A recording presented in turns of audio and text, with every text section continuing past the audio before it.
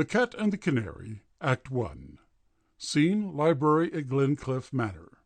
Time about 11:30 in the evening. A large old-fashioned room, full of dark corners and shadows. Door left, high-backed couch right. Bookcases line the walls at back. At rise, Mammy enters, followed by Crosby. Lights stage right are on. Crosby, an old family lawyer. He looks at his watch. A little more light, Mammy, please. Mammy lights lamp, table left. Crosby looking around. That's better. Well, the old place looks just the same. Mammy closes door. Yes, sir. Nothing's been changed here in 20 years.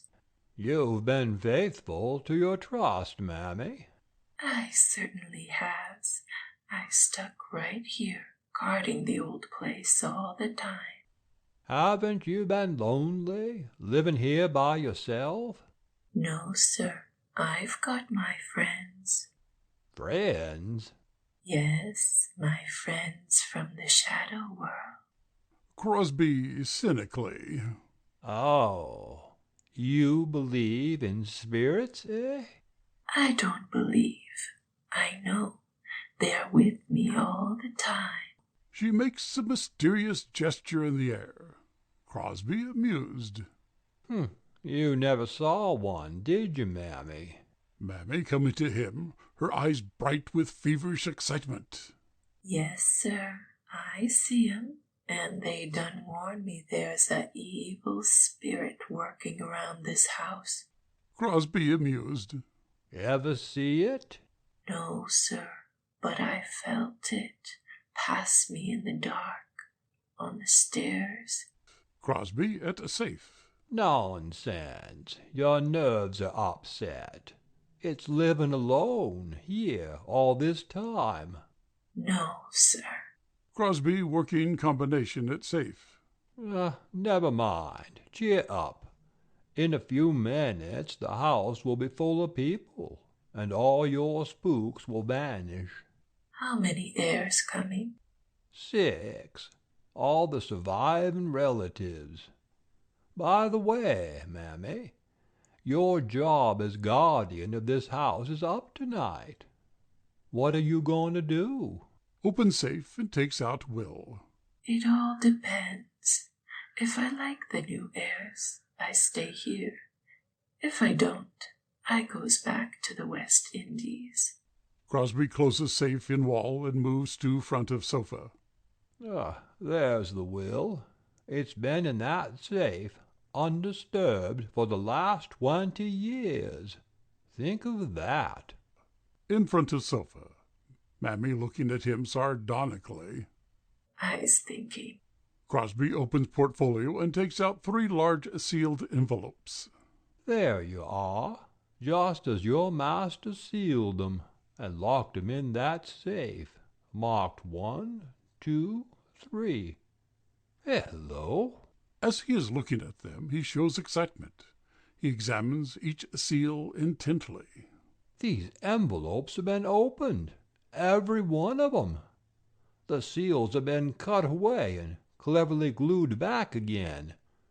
Someone has opened that safe and read this will. How could they? Nobody knows how to open the safe but you. Crosby with anger. Well, I didn't do it. I ain't suspecting nobody. I'd just like to know why they opened them. Grins at him venomously. What you expect they'd want to do? Change the will? Crosby looking at her keenly. Perhaps. But if it has been changed, it won't do them any good. I drew up duplicate wills according to Mr. West's instructions.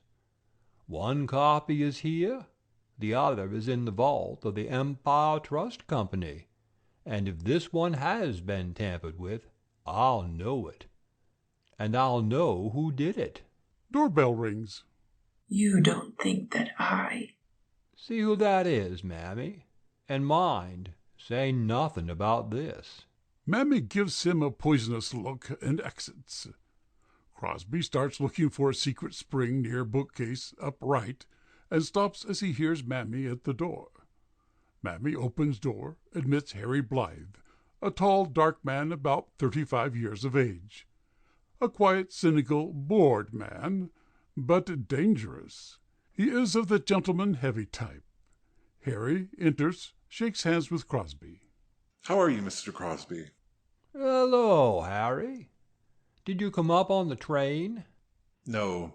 Some friends of mine motored me over from Tarrytown. The train had just pulled in as I passed the station. Am I the first of the pack? Yes. I guess the others will be right up. How many heirs besides myself? 5. 5, eh? Well, I'm fortunate. I only know 2 of them, and I wish to heaven I only knew 1. Crosby slowly. Why do you dislike Charlie Wilder? In the first place, because he's my cousin. In the second place, because he's a poet, and... Lights a cigarette. Crosby grins. And in the third place, because Annabel is very fond of him. You said it. Looks at him, then turns away and changes a subject. So this is the old man's library? Yes. Haven't you ever been here before? No. Why did you ask? Crosby, glancing at Will in his hand. Well, someone has. Harry, quickly. Just what do you mean by that? Crosby, turning away. Oh, nothing. Harry sees Mammy in doorway. I beg your pardon. Would you mind parking yourself in the kitchen for a while? Mammy glares at him venomously, but at a nod from Crosby, exits. You've offended her. Do you know who she is? Harry coming center. No. She's Mr. West's old and trusted servant. That's possibly all very true, but it's not interesting. What are you getting at? You mustn't treat her like an ordinary servant. She's a West Indian, a voodoo woman. Harry smiles. My dear fellow, I don't care what she is. Is that the will? Crosby, offended by his manner. Yes, but it can't be read until all the heirs are assembled in this room. Crosses to safe and closes panel. Harry seated on arm of chair. All right. Oh, Mr. Crosby, you knew old man West. Was he all there? All there? Wasn't he a little bit off? You know, a little cuckoo? Didn't he collect things in the West Indies? Crosby, sternly. Have you no respect for a dead relative? Harry, cheerfully. None whatever. Unless, of course, he has made me the sole heir. Laughs and sits down to read a book. Come on, Mr. Crosby, you'll admit he was a nut. Crosby, slowly. He was a little eccentric. Eccentric? He was fantastic. Why did he want a 20-year-old will read to his heirs, at midnight in this old house? Why not in the daytime at your office? Why drag us out here? Crosby coming in front of sofa. Mr. West stipulated that this will should be read in this room at the very hour of his death. One of his whims. Crosses center to back of table left. Whim. Rises. It's going to make me miss the last train to New York, and I'll have to sleep here. That's all been taken care of. Goes to Harry, right center. Mammy will see that you are made comfortable, and you'll have company. The others will have to sleep here, too. Mammy opens door and admits 2 more heirs. Cicely Young, a pretty blonde girl, and Susan Silsby, a female with an acid temper. Seeing Susan. How do you do? How do you do? Crosby shakes hands with Cicely. You two know each other? Oh, yes, we met after we got off the train. My, what a small world it is. I overheard Miss Silsby asking for a taxi to take her to Glencliff, so we rode up together. What was I saying? Oh, yes, I was telling Cicely. Excuse me, Miss Silsby. Let me introduce Mr. Harry Blythe, Miss Susan Silsby, and Miss Cecily Young. Ladies, delighted. Susan gushes over to Harry. So you are Harry Blythe. Well. My, what a small world it is. Yes, isn't it? Susan taking Harry by the arm to front of sofa. Now you must tell me all about yourself. We must find out just how we're connected. Did you know my great-aunt Eleanor? Harry interrupting. No, Miss Silsby, I do not know your great-aunt Eleanor. Well, she's... I'm not anxious to hear about her. So why delve into ancient history? But I... Aunt Eleanor and I are related, aren't we? Yes? It can't be helped. No. So let it go at that. Crosses right of table right. Susan bounces back to Cicely. Why, he's the rudest man I ever met. He's positively insulting. Don't pay any attention to him. He doesn't know any better, probably. Anyway, I like him better than I do this house. Looks around. It's such a spooky old place. You know, my dear, I've had the queerest feeling ever since we came in the house. I feel as if someone were peering at me. Oh! Suddenly sees Mammy looking fixedly at her. This house is haunted. I know it. Mammy, keeping her eyes on Susan, speaks in a deep, sepulchral voice. Lady, there is someone in the other world trying to tell you something. You is mediumistic. Cry from Susan. A spiritist. I knew it when you came in that door. There are spirits all around you. Susan sits chair center. I knew it.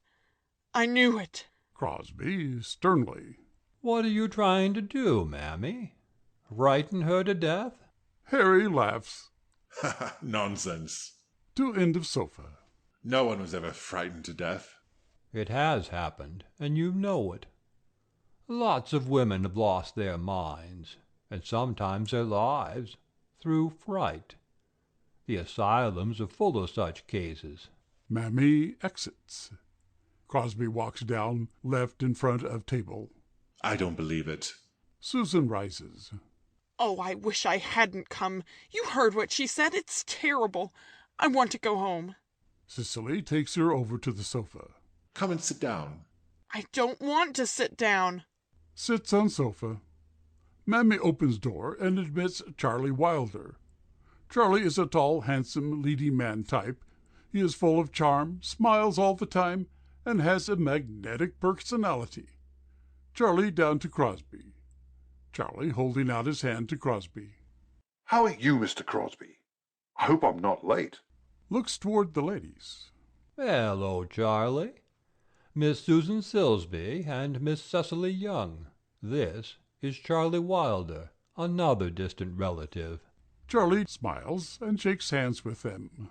It's a pleasure to discover that I have such charming relatives. Oh. Oh, Harry, you know Charlie, of course. Harry, coming center, stands, staring at Charlie. Oh, yes, I know him. Now, boys, forget this foolish quarrel of yours. This is a family reunion. Stop acting like children and shake hands. I'd like to. Come on, old man. Let's bury the hatchet. Shake! Offers hand to Harry. Harry shakes hands, reluctantly, drops his hand, turns to Crosby. When are you going to read the will, Mr. Crosby? As soon as the other two heirs arrive. A phone. Excuse me. Sits left at table. Answers telephone. Hello? Yes. Yes, this is Mr. Crosby. Listens. Oh, all right. Yes, we're waiting for you. Hangs up a phone. That's one of them now. She's on her way from the station. She had trouble getting a taxi. Charlie back of table. I left the other downstairs. Chap by the name of Jones. What's he doing down there? Arguing with the driver of the taxi we came up in. Mammy admits Paul Jones. Crosby holds out his hand. Come in, Paul. Glad to see you. My, but you're looking fit. Paul, shaking hands with him doubtfully. Well, I may look all right, but I don't feel so good. No? I have felt better, but on the other hand I have felt worse. Here are some cousins you ought to know. Miss Cecily Young, Mr. Paul Jones. Cicely, seated left of sofa, smiles. So, you're Cousin Paul. Yep, that's who it is. Isn't it a wonderful night? Well, the sky didn't look any too good when I came in. But, of course, on the other hand, it may be all right by tomorrow. Miss Silsby, Mr. Jones. Susan crosses to Paul, gushing. Well, well. Paul Jones? Yep, Isn't the world a small place? yep, it certainly is, but not too small. I quite agree with you. You're a professional man, aren't you? Yes, ma'am. I'm a horse doctor. Susan crosses to sofa and sits. Charlie coming around the right of Paul. Horse doctor? Oh, Paul, your cousin, Charlie Wilder, How do you do? and Harry Blythe. Mr. Blythe. I thought you were in the automobile business. Well, when I graduated from college as a first-class vet, I went back home to practice and found I was sunk. The farmers had quit using horses and were all driving cars, so I naturally began doctoring them. There isn't much difference, is there? And I want to tell you I've got about the snappiest garage in Wickford. Mammy, who has been in the door all this time, suddenly speaks. I hear a taxi coming down the drive. The sixth air. Mammy looks at them with a malicious smile and exits. Cicely shows fear. Ugh, she gives me the creeps. Charlie up to door. She is rather weird. I don't hear any taxi. This house is haunted. Paul with a start. Eh? I know it. Rubbish. Turns to Susan. You'll be seeing ghosts the first thing you know. Paul nervously. Well, personally, I've never seen a ghost. However, on the other hand, that doesn't prove there aren't any.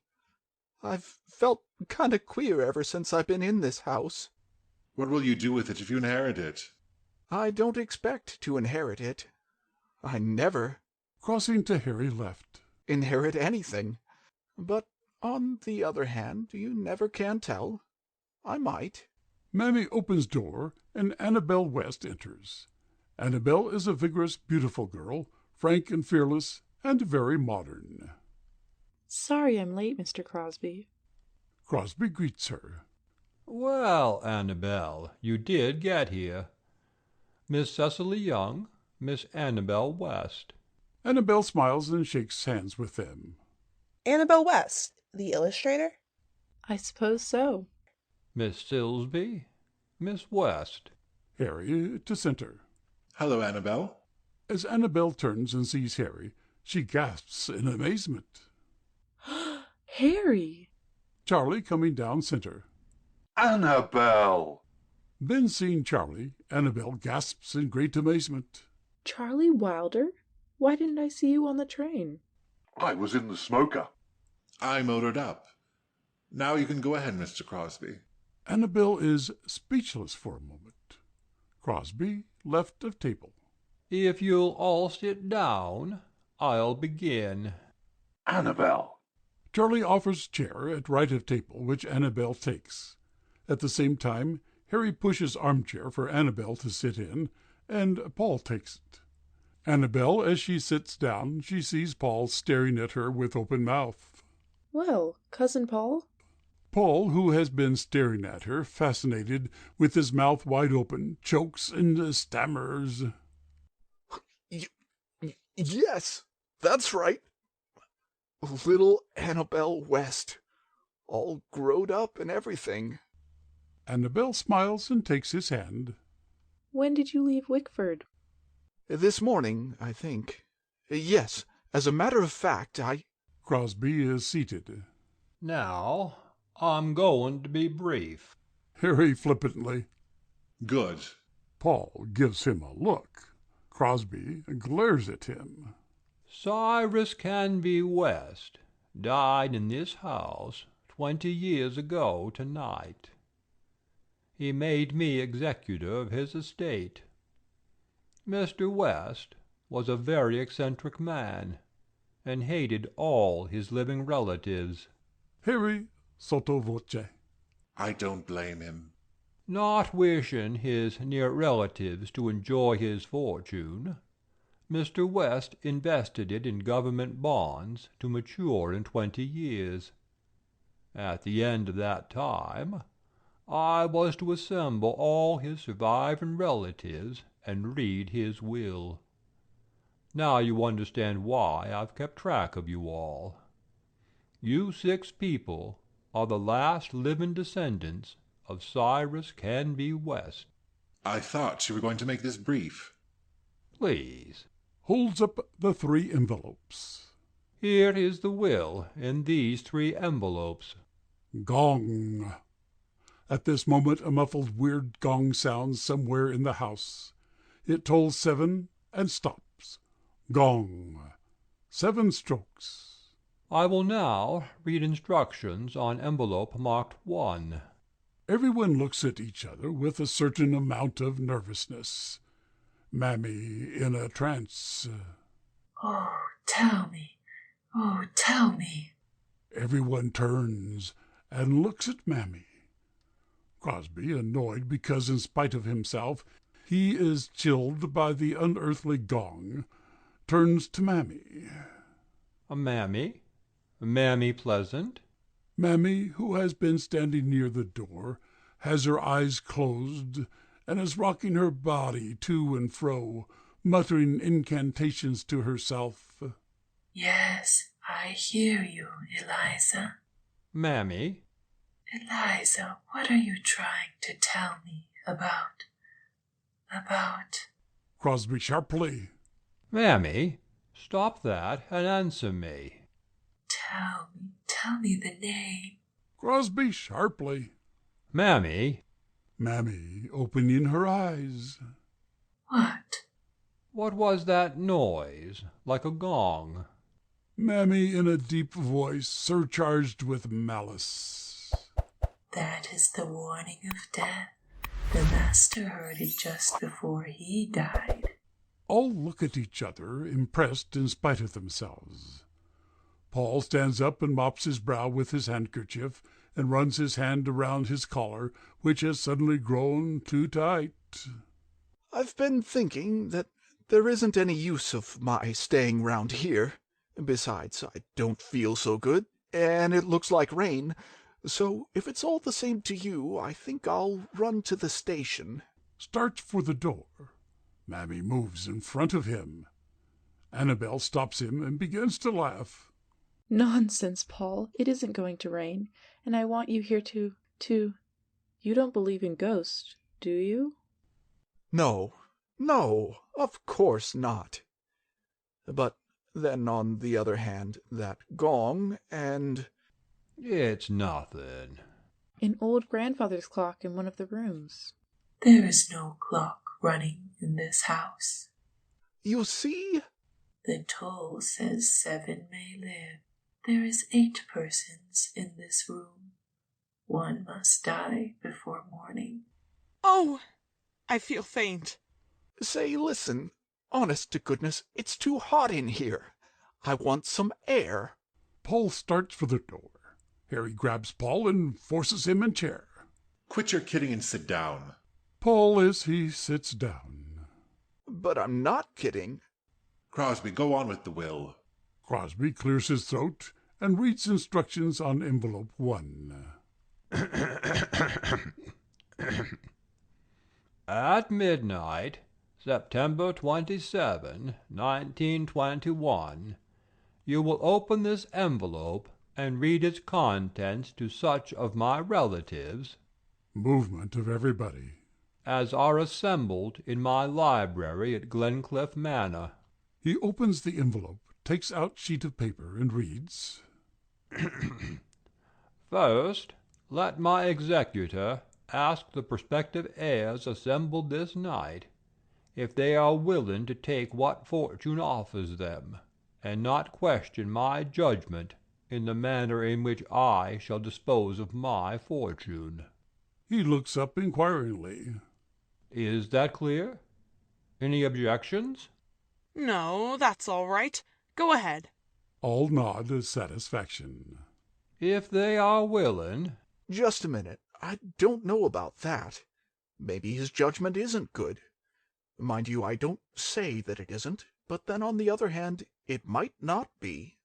Are you satisfied or not? Well, it seems to me, under the circumstances... Sure he is. Go on. Are you? I didn't say I wasn't. I merely started to say that it seemed to me, under the circumstances... Will you dry up? Crosby continues reading. If they are willing to take what fortune offers, then let my executor open envelope number 2 and read my will. He puts down the paper, opens the envelope marked 2. All show their anxiety and lean forward to hear as he reads. I, Cyrus Canby West, being of sound mind and body, do hereby declare as the sole heir to all my money, bonds, securities, estate, real and otherwise, my descendant, man or woman, who bears the surname of West. If more than one bear the surname of West, then my estate shall be equally divided among them. Cyrus Canby West. Witnesses, a Mammy Pleasant, Roger Crosby. Crosby looks up and pauses. Paul stands up to congratulate Annabel. There is, however, a codicil. Paul coughs and sits. Crosby continues to read.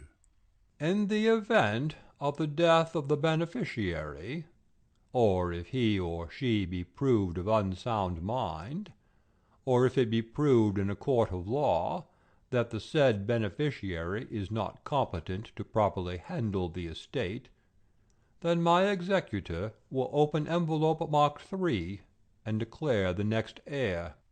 Crosby puts down paper, looks at them, and speaks. Therefore, rises. In accordance with the will, I now declare Miss Annabel West as sole heiress of the West estate, and the mistress of Glencliff Manor. Annabel, I congratulate you. Offers his hand. Paul rises, moves chair back. And, as there is no doubt as to the good health and sanity of Miss West, I trust this envelope shall never be opened. Puts envelope in his pocket. Charlie over table. It's wonderful, Annabel. I'm glad. I congratulate you with all my heart. Crosses to back of chair center. Annabel dazed by her good fortune. I can't realize it yet. All I can say is that Glencliff is open to you all, and everything I have is. Almost breaks down. Susan on sofa. I knew there was a catch in it. Cicely rises, crosses, and shakes hands. I confess I'm disappointed, but I congratulate you. Thanks. Cicely crosses up to left to Harry. Susan with an acid smile. I suppose there's nothing else to do but to wish you many happy returns. It is so unexpected. I can hardly... Turns to Crosby. I can't believe it yet. To Paul. Isn't it wonderful? Paul left of sofa. Well, of course, money doesn't always bring happiness, but then again, on the other hand, sometimes it does. I quite agree with you. Money is the root of all evil. It is. It certainly is. When you haven't got any. Goes upstage. Annabel to Crosby. Mr. Crosby, one thing puzzles me about the will. What is it? What did he mean when it said, if the heir is proved to be unsound in mind? Mr. West believed that there was a streak of insanity in the family. That clause was put there in case that failing should reappear in the heir. In that event, the estate would go to the heir named in envelope 3. Annabel sits right of table. Crosby sits left of table. I wonder who that is. I wonder. I didn't know there was any insanity in our family. Neither did I until I heard that will. But it is legal. Absolutely. I don't dispute that. I'm only saying that the old man was dotty. He was peculiar, yes, but as sane as any man living. Mammy comes to right of Annabel and offers her a ring full of keys. Here are the keys to the house, Miss West. Won't you remain as my housekeeper? Mammy puts keys in pocket of apron. She takes out a sealed envelope, hands it to Annabel. When Mr. West died, he gave me this letter to give to the heir after the will was read. Mammy backs up to door again. Annabel reads what is written on the outside of the envelope. You will open this envelope tonight in my room where you are to sleep. Looks at Crosby, then puts the letter in her pocket. Where is the room, Mammy? Mammy points. There, across the hall. Cicely to Harry. I agree with you. Mr. West was certainly insane. Imagine trusting that woman to deliver a letter 20 years after his death. Crosby blankly. It's all news to me. Mammy, when did he give you that letter? Just before he died, when you and the doctor were talking in a corner of the room. Glaring at Cicely. I'm afraid that Cousin Cyrus was a little out of his mind. Paul to Susan. I wonder what's in that letter. It may refer to the lost necklace. Necklace? Cicely coming down center to Harry. Oh, I remember my mother telling me she saw it once, and said it was the most gorgeous thing imaginable, all sapphires and rubies. Seems to me I heard something about it. To Crosby. Wasn't it a family heirloom? Yes, Mother told me it had been in the family for, generations, but she said it was lost or stolen after it came into Mr. West's possession. It did disappear, but I don't think it was lost or stolen. I believe Mr. West hid it somewhere in this house. Why should he do that? Another of his whims. Did you ever see it? Once. It was magnificent. The stones alone are worth a fortune. Annabel, I congratulate you again. Susan, as Paul goes upright. Gracious, some people have all the luck. You know the old saying, them that has, gets. Annabel, excited. Before I go to bed, Rises. I'll open this letter. Perhaps in the morning I will show you the necklace. This is going to be a wonderful evening. Mammy, how about some supper? I'll put it on the table in the dining room. While you're doing that, we'll explore the place, and you two can pick out your rooms. I'd like to sleep next to Susan. I'm afraid to sleep alone in this ghostly old house. Susan crosses to Cicely. I know I won't sleep a wink. Nonsense. There is nothing to fear. Aren't you afraid to sleep in the room where he died?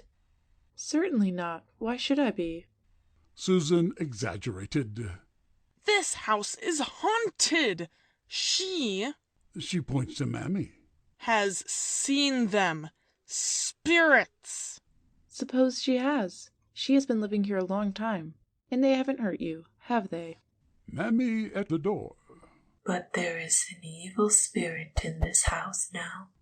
Annabel just a trifle nervous. I don't believe it. Nothing can frighten me. Charlie, seeing that Annabel is growing nervous. Keep still. Don't you see? You are making Miss West nervous. Mammy gives a venomous look and goes out. Annabel starting after Mammy, left of door. Come on, Susan and Cicely. I won't budge without a man. Come on, Paul. You'll protect us, won't you? Paul going toward door. Well, I don't know as I'd be much use to you. But then again, on the other hand, you never can tell. Maybe I might. Exits with Annabel. Susan moves upstage. Cicely right center speaking at Crosby. I haven't much confidence in Paul. I wish Mr. Crosby would come. Me? Of course I'll come. Delighted. The more the merrier. Exeunt Cicely and Susan. Crosby at door to Harry and Charlie. Why don't you boys make it up? Exits and closes door. Charlie, as soon as they are alone, he grins at Harry and crosses to center. Here we are again. Harry coming over to Charlie. But it won't be for long. One of us will be gone before morning. Meaning me. You. Until Annabel tells me I'm not wanted, I'm going to stick right here. You won't stick here, and you won't get her, except, well, just try it. Now that she's the heiress, you've decided you're in love with her. I've decided that she needs my protection. Annabel re-enters. And she's going to have it. So you keep out of my way, or I'll... Harry makes a threatening move. Well, what's it all about? Nothing. Turns away to back of sofa. Charlie moves over to table left. Sorry to disappoint you, Annabel. Where did you put me? At the end of the hall. Mammy will show you. Harry, you are to sleep in the first room at the head of the stairs. Find any spirits in the house? The sideboard is full of Scotch whiskey. Run along. Make yourself a highball. Charlie going to door. All right, I will. But I'd like to see you later, Annabel. Come back when you've had your Scotch. I will, and I'll bring you some. Charlie exits, closes door. Annabel to sofa. Harry, what's all this nonsense between you and Charlie? It isn't nonsense, Annabel. It's serious. You know how I think about you, and it exasperates me the way you smile on that rotter. See here, Harry. Don't talk that way about Charlie. He's one of my dearest friends. If he's a sample of your dearest friends, God help you. I used to think you were one of them, but when I see you with such an ugly look in your eyes... Sits. You're shocked, are you? No. I've always thought there was a great deal of the brute in you. And is that why you told me to run along and find some other girl? Not exactly. I didn't mind the brute in you. I was only afraid that you mightn't be able to control it, and it looks as though I were right. How can a man control himself when he sees the woman he loves is being swept off her feet by a romantic milksop? Annabel rises. If you mean Charlie... I do. She goes left. He follows. Charlie's a dreamer, a visionary. He'll never amount to a row of pins. Don't throw yourself away on him. Do you suggest I throw myself away on you? You'd better. Is that a threat? Whatever it is, Annabel, it comes straight from my heart. Just for a moment, the old trust in you comes back to me. And if you'll give me the chance, I'll make you trust me forever. It's too late. You love him. Annabel crosses in front of table. Please. All right. But I know a cure for it. A cure? Yes. Just marry him. And you can take my word for it, you'll be sorry as long as you live. Annabel lightly. What are you doing? Putting a curse on me? What do you want me to do? Give you my blessing? You can give me one thing. A promise. Crosses to Harry, holds out her hand. That you'll always be my friend. Harry taking her hand. That goes. You'll need me, Annabel. And when you do, I'll come a-running. I've a mind to give you a kiss for that. No thanks. I want all or none. Enter Crosby, followed by Charlie, who brings on tray whiskey bottle and glasses. Annabel, as hostess, I think you might hurry along the supper. Annabel starting for door. Mammy may not like my interfering, but I'll see what I can do. Exits. Crosby to Charlie. That was a great highball, Charlie. Just like old times. I'll say the old man knew Scotch. I'll say you didn't know much about wills. Susan enters in trance. She stands staring into space. Paul re-enters. I know it. I know it. I know it. In front of chair right of table. Paul uneasy to Crosby. What's the matter with her? Crosby to Susan. Anything wrong, Miss Silsby? I know it, just as sure as I'm standing on this spot. What do you know? That something is going to happen. Something terrible. Harry laughs. Don't you laugh at me, Harry Blythe. Don't you know Aunt Eleanor is trying to warn me? What's she trying to warn you about? Some danger. Paul crosses to sofa. Harry coming down left of sofa. Miss Silsby, aren't you stretching your imagination just a little? Charlie, back of table. You're not a medium, are you? Yes, I've always thought I was a psychic, and now I know it. Didn't you hear Mammy Pleasant say a spirit was trying to warn me? Aunt Eleanor. Crosby indulgently.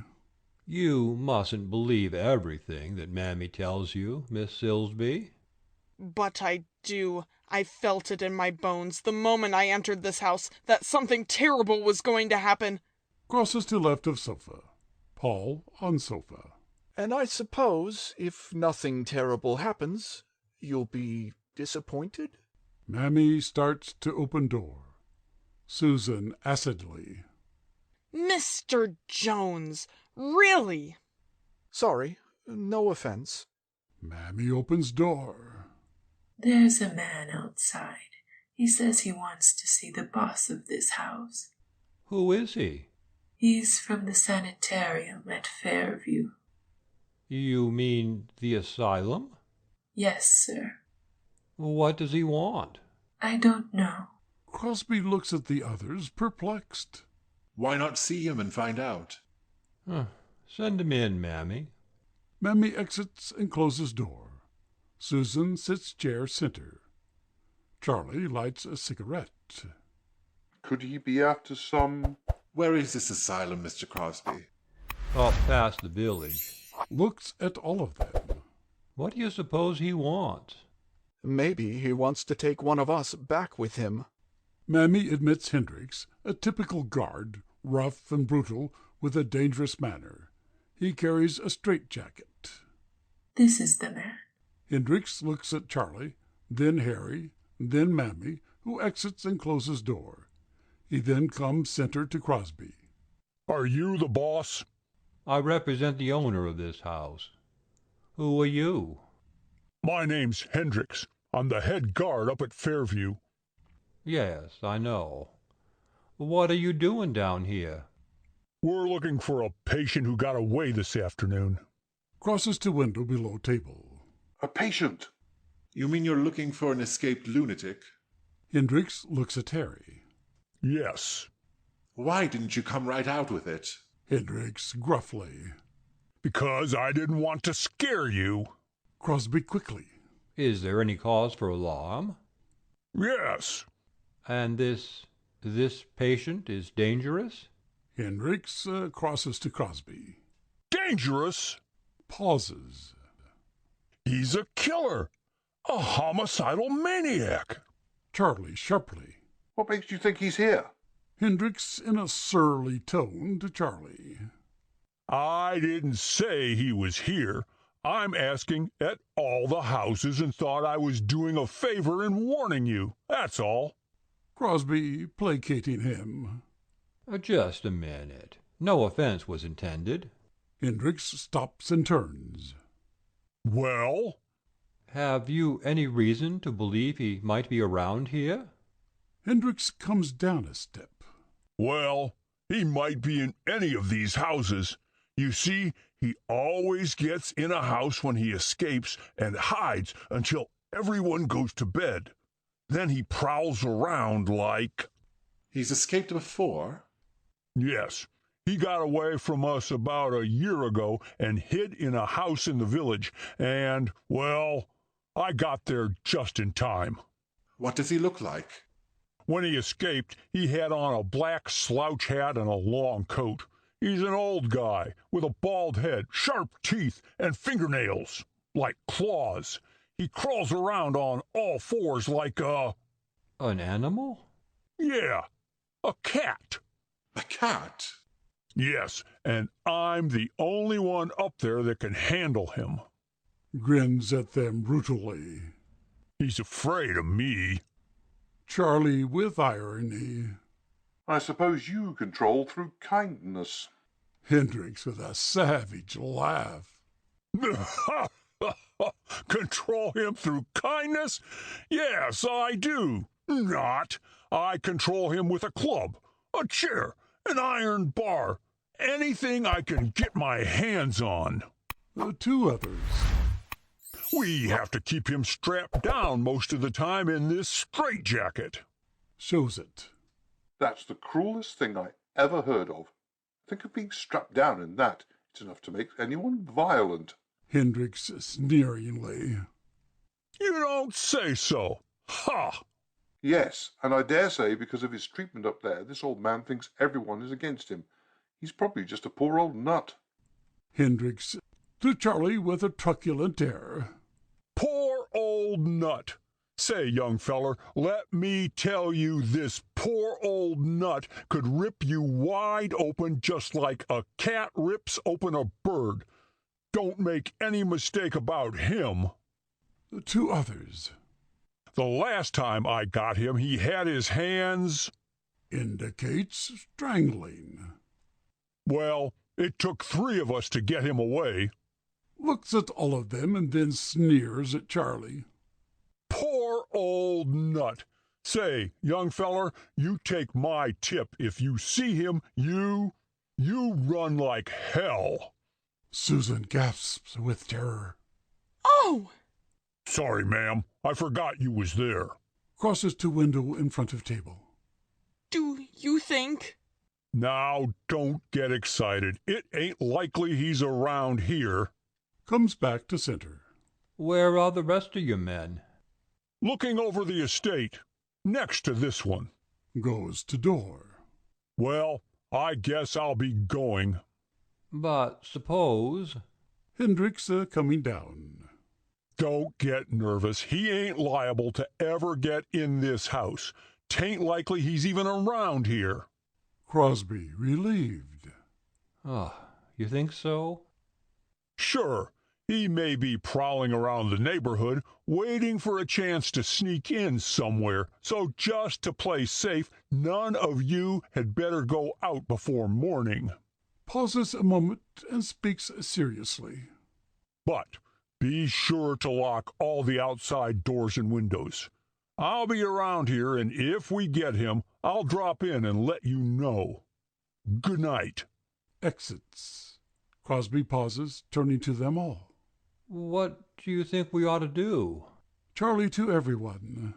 We'd better not say anything about this to Annabel or Cicely. It would only throw them into a panic. Harry insolently. You're wrong. Both these girls should be told. If there is any danger, they ought to know it. What do you think, Mr. Crosby? I agree with you. It would throw them into a panic. I don't believe there is any danger, so there is no use alarming them. Harry, you won't tell them, will you? I don't know about that. Turns to Paul. What do you think, Paul? I think I'd better go down and lock all the cellar windows. Yes, do. Harry touches Paul on shoulder. Paul jumps with exclamation. Oh! I mean about telling the girls. Paul doubtfully. Well, I don't know. Maybe they ought to be told. And on the other hand, maybe they oughtn't. Harry back of sofa. You're a lot of help to me. To Crosby. You win. I shall say nothing. Crosby to Paul. You'll keep quiet, Paul? Doubtfully. Well, I don't know. It seems to me, under the circumstances... Crosby exasperated. Will you answer me? What I started to say was, it seems to me, under the circumstances... Will you or won't you? Paul rises. Well, you don't give me a chance to talk. Rises. Of course, I won't say anything. Goes back of sofa to bookcase. Now, Susan, promise not to mention this to the girls. Of course I won't. Good heavens, do you think I'm the kind who can't keep a secret? Rises. Let me tell you, Mr. Crosby, that we girls don't talk half as much as you men. Crosby goes to window. Susan changes her voice to a moan. Oh dear, I just know we'll all be murdered in our beds. Crosses to sofa. Harry grins. Cheer up. The worst is yet to come. Cautions silence as Cicely enters and leaves door open. Annabel wants you to come to supper. We'll be right along. Cicely goes to Susan on couch. Why, Cousin Susan, what is it? Susan getting up. Oh, it's nothing. Nothing. Come, Cicely. I must have a strong cup of tea. The men have their backs to them, and as she walks to door with Cicely, she says rapidly, My dear, I've something to tell you about a terrible old maniac who is loose in this house. He thinks he's a cat. Oh, I wish there was a train back to New York. Susan and Cicely exit. Crosby continuing his conversation. Now, I don't think there is any danger, but it is just as well to be prepared. Harry starts to go. Where are you going, Harry? Harry at a door. Out in the garden for a little air. Paul goes, sits on sofa. Crosby, alarmed. But suppose you run across this madman. You mean the cat? If I do, I'll bark at him and chase him up a tree. Grins at them in a peculiar manner. I won't see you again, Mr. Crosby. I'm leaving early in the morning. Goodbye. Exits. Goodbye. To Charlie. We had better go down and see that all the windows and doors are bolted. I'll be right along. I want to speak to Annabel. Come on, Paul. Paul in reverie. Eh? Come on. Exits. Well, I don't know that I'll be much use to you. But then again, I'm always nervous before going into action. Meets Annabel at door. Charlie is looking out of window left. Paul, are you coming back? I hope so. Exits. Annabel seeing Charlie. Charlie, don't you want anything to eat? I'd rather talk to you while I have the chance. Closes door. Annabel sits right of table. Go ahead. I don't know just how to begin. Annabel smiles at him. Then let's begin by asking you a few questions. Charlie center. All right. Annabel looks at him intently. What's the trouble between you and Harry? You. Oh, I thought it was something deeper than that. More important, you know. There is nothing in the world quite so important as you, Annabel. That isn't so awfully good, Charlie. My dear, I'm not trying to flatter you. I was only speaking the truth. Our quarrel was about you. Of course, I don't exactly blame him. He's jealous. Just jealousy doesn't explain this deadly hate that sprung up between you and Harry, and I don't like it. The hate's all on his side. I've tried to make it up, but I'm afraid that Harry's nature, he broods over the fact that I've cut him out. With me? Of course. I didn't tell him about it. He just sort of sensed it. Still, you must have been quite sure that you had cut him out. Faces front. Why? I thought I had some reason to feel that. Well, is it all right? Isn't it? Crosses back of her and sits on table. It's all right to feel anything you choose, but isn't it taking a great deal for granted to think that I'm in love with you? Perhaps it is, but when you chased Harry off and encouraged me... And I don't mind owning up that for a while I was a wee bit foolish about you. Thanks. And it might have been worse. You know, you have a way of making yourself rather attractive, and you did seem to be fearfully sincere. Then, suddenly you changed. I couldn't make out what it was. You seemed worried about something. I thought it must be one of two things, another girl or money. But it couldn't be money. You're too successful. No, just successful enough to get what I go after. That's just it, what you go after. But you sort of let up going after me. You're mistaken. I never. Annabel rises and crosses to center. It was the other girl. Leaves envelope that Mammy gave her on table. Turns. Or girls. How many were there? None. That's such an old one. Charlie. Crosses right. Doesn't make it any the less true. All right. I'll take your word for that part. Sits on sofa. But the rest, I know. When it came, your growing coldness. Charlie going to her.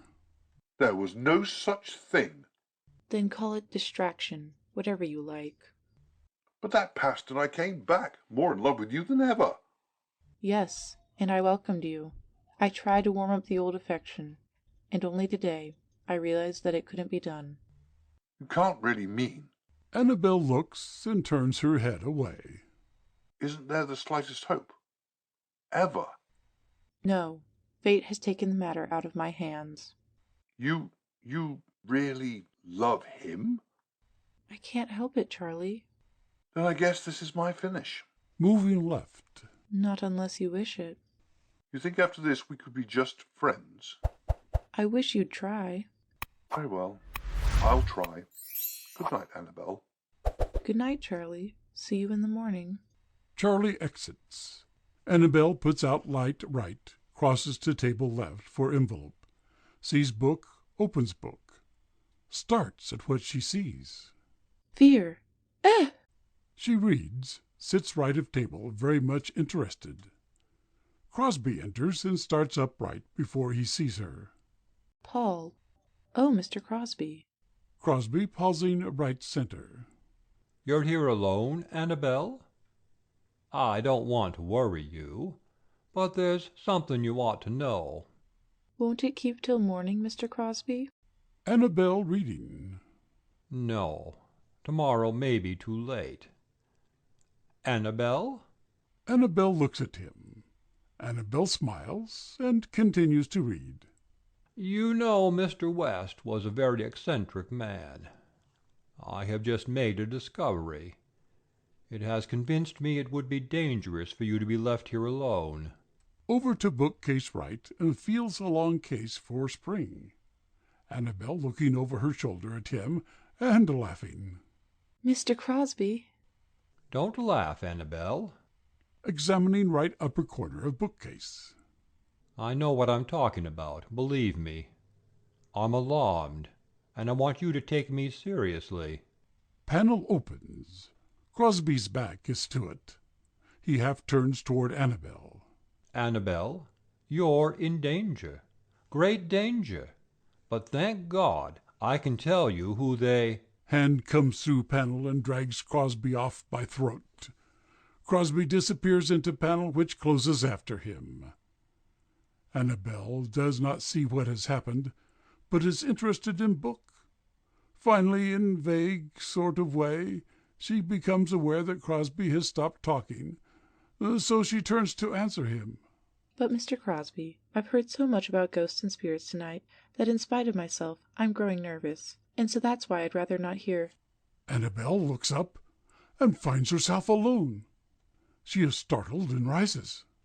Mr. Crosby! Mr. Crosby! She goes to the door and opens it. Mammy is standing in door, looking at Annabelle with a peculiar look. Where did Mr. Crosby go? Mammy enters and crosses right of door. I ain't seen him. Annabelle startled. You haven't seen him? You must have passed him in the hall. No, Miss West, I passed no one in the hall, and I ain't seen Mr. Crosby. Are you sure he was in this room? Annabelle crosses right of door, and she is shaken. Yes, I was talking with him just a moment ago. Goes to hall, calls. Susan, Cicely, Paul. Why do you look at me like this? Cicely enters with Susan. She sees something has happened. She goes to Annabelle. What is it, Annabelle? Was Mr. Crosby with you in the dining room? No, only Charlie and Paul. Paul and Charlie enter. Boys enter, cross to back of table. Paul right, Charlie left. Mr. Blythe is outside in the garden. Looks at her keenly. What's wrong, Annabelle? Annabelle, trying to speak calmly. An extraordinary thing has happened. A few moments ago I was sitting there. Points to chair right of table. And Mr. Crosby was there. Points up stage and continues. Talking to me, when suddenly he vanished. All look at each other. Cicely exchanges an alarmed look with Susan. Vanished? Susan sits chair right of table. Charlie puzzled. Mr. Crosby. Vanished. Paul moves to back of Annabelle. Yes, he melted into the air. I ran and opened the door. Mammy was standing there. All look at Mammy. And she said that no one had left the room. Mammy with a malicious look. I didn't see anyone leave this room. Annabelle wildly. But you must have heard him talking to me when you came down the hall. I only heard you talking to yourself. Annabelle downright. Mammy exits, leaving door open. Susan sitting right of table to Cicely. I'm afraid Cyrus West wasn't the only lunatic in our family. Looks at Annabel. When a woman begins to talk to herself and to see people vanish right in front of her, it is curious. Are you trying to insinuate that Annabel is losing her mind? Susan faintly. Oh dear. Oh dear. Annabel crosses to left of sofa. You mean you don't believe me? Charlie to Cicely. Certainly we do. Certainly. Annabel at sofa. But you do think that I imagined Mr. Crosby disappeared in front of me. If that's imagination, where is Mr. Crosby? Susan crosses to Annabel. Probably out with Harry Blythe in the garden. My dear, you are upset and nervous. I didn't mean to say you were crazy. I was only trying to... Come, Cicely, let us go to our room and pile the furniture in front of the door. What with a dozen lunatics in the house, it will be a mercy if we're not all murdered in our beds. Exit with Cicely. Charlie crosses to Annabel. Paul crosses up to panel, takes book and opens it as if to read. Is there anything I can do? Yes. Please find Mr. Crosby. Where was he standing when he vanished? Annabel points to the exact spot where Paul is standing, looking at them. There. Paul closes book with a slam and dashes madly round sofa right and sits. Please try to find him. I'll do my best, Annabel. Exits, giving them a curious look. Closes door. Annabel crosses to front of table left. Paul, you don't think I'm mad, do you? Rising doubtfully. Well, I guess I'd get gall-darned mad if some old chatterbox said I was crazy. But then again, if I really was crazy, I wouldn't have sense enough to get mad. Annabel sighs. You're such a help to me. Good night. Paul crosses to Annabel. But I want to talk to you. I haven't had a chance. Your chance will come later. It's almost 1 o'clock. But I've got an idea. Keep it until morning. But it may not keep until morning. Run along now and see if Mr. Crosby has returned. Good night, Paul. Annabel goes to chair at window. Annabel, I really do think, under the circumstances, honest to goodness... Good night. Goes up to door, turns at door. I only wanted to say that now I am here and you're here too, how awfully glad I was. Glad I am. I mean, that we both was. Good night. Paul exits.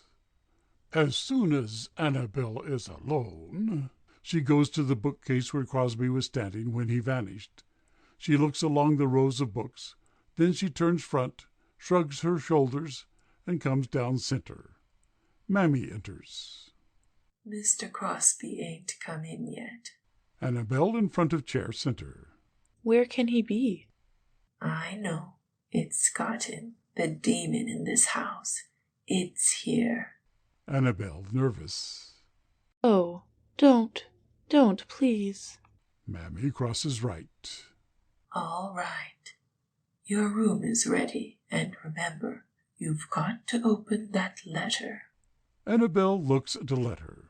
Oh, yes. Unpack my bag, Mammy. I'll be right in. Mammy gives her a mysterious look and goes out, closing door in. Annabel crosses to table, looking at envelope. Then Annabel, sensing danger, reaches up and turns off the light, leaving herself in the dark with the maniac. She rushes to the door through the moonlight from the windows, opens it and dashes out, slamming the door. The monster's head appears above armchair center as the curtain drops. Act 2. Scene, bedroom next to library. Time, a few moments later. A gloomy room with a 4-poster bed upstage, left center. Fireplace left. Door right center. Usual tables and chairs. Discovered. Mammy is taking Annabel's slippers out of suitcase on chair near window. Mammy crosses to bed and puts slippers under bed, muttering, Rhonda, spirit of evil. Door opens and Annabel enters from library, holding book in her hand. She shows a certain amount of apprehensive terror, or fear, something that frightened her, in the other room. She closes door quickly, and then her fear leaves her as she sees the fire and Mammy. Mammy, at bed as she enters, looks inquiringly at Annabel. Why, what is it? Annabel smiles and shakes her head. It's nothing. Looks all around. Mammy, that fire's an inspiration. You have no idea what a difference it makes. Overright. Mammy fixing covers on bed and looking at Annabel impassively. It does make the room more cheerful. Annabel center crosses to fireplace left. But wait until I redecorate it. I'm going to have a real boudoir here. Mammy, this is the most wonderful night of my life. I can't realize that I've inherited this house and this estate and everything. I hope you'll be happy here. Annabel sees a large grandfather's clock in corner upright. What a darling old clock. Crosses right to clock. Why, it isn't running. That clock stopped 20 years ago tonight, just as Mr. West died. Annabel sets it with her wristwatch, and it starts ticking. Let's see if it will go. I guess that's right. Hear it? Isn't that lovely? Listens to the tick-tock a minute. Hear it? It makes the room cozier than ever. Looks around. This house has character. Center. Mammy. Yeah. Crossing to chair right center. And I'm beginning to love it more and more every minute. Crosses left and changes her tone. Mammy works over to bag on chair right center.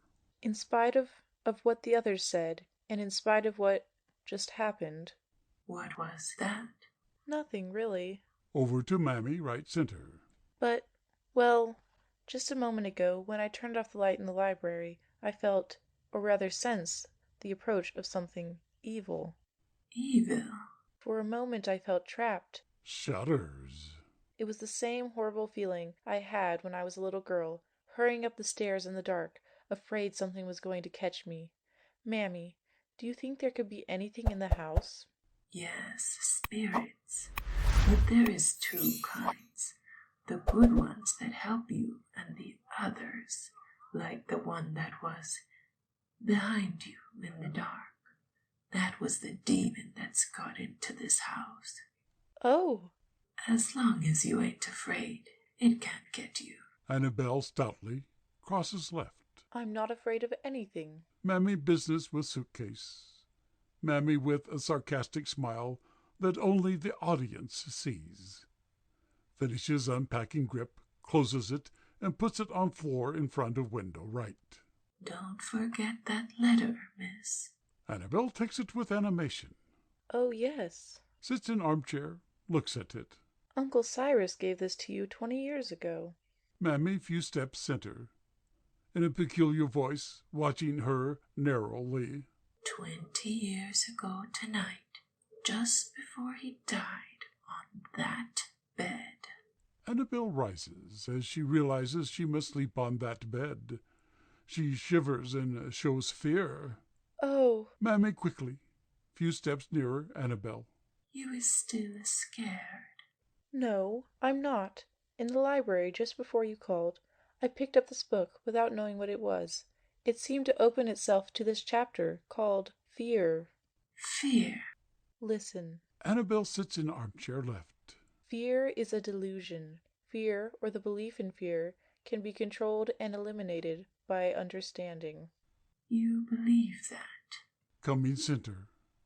Annabel reads. Yes, I do. Only the ignorant suffer through fear. Skips a couple of pages and reads. Take a bird, a canary in its cage, put it on a table, then let a cat jump up and walk around the cage, glaring at the canary. What happens? The canary, seeing its enemy so close to it, is frightened almost to death. But if it had understanding, it would know that the cat couldn't reach it while it had the protection of the cage. Not knowing this, it suffers 1,000 deaths through fear. But you ain't in no cage. Yes, I am. I am surrounded and protected by my faith and philosophy, and my friends. I am not afraid. But you is afraid for Mr. Crosby. Annabel looks at Mammy with a startled expression. Why, I'd forgotten for a moment. Could he have? No, if he had, you would have seen him. Mammy nods. With a note of entreaty in her voice, Annabel continues. Are you sure you didn't see him go out? He must have gone somewhere, but where? Mammy. Rises. I couldn't have imagined that he was in the room with me, could I? Crosses center. Mammy shakes her head doubtfully. No. He was there. Crosses right at Mammy. And yet he's not in the house. But he couldn't have. Desperately. Mammy, I tell you he was there. I believe you, miss. Annabel looks at her sharply. Well, if he was there, and you didn't see him go out, where is he? I tell you, it got him. Annabel angrily crosses left. Rubbish. How could a spirit, if there was one there, take a man like Mr. Crosby and disappear with him? No spirit could do a thing like that. How do you know it couldn't? Well, I just know, that's all. Huh. What was Mr. Crosby telling you when he was taken away? Annabel slowly, looking at Mammy with frightened eyes. He was telling me about some danger that was near me. Oh. Mammy with a sinister look of triumph. You see, he was trying to warn you about it when it got him. No. Impossible. Puts book and envelope on mantel. Absurd. 3 slow knocks at door. First knock, Annabel wheels around, looking at door. Second knock, Mammy looks at Annabel. Mammy looks front. Third knock, Mammy looks at door and takes 2 steps toward door, when it opens and Harry appears and speaks. Annabel, may I come in? Harry comes down right center, Annabel looking at Harry keenly. Yes. Where have you been? Out in the garden. What is this about Crosby? He was talking to me in the library. I was sitting with my back to him, so I couldn't see exactly what happened. But when he stopped talking, I looked around and he'd gone. Could anything have taken him? Of course not. You don't believe in ghosts, do you, Annabel?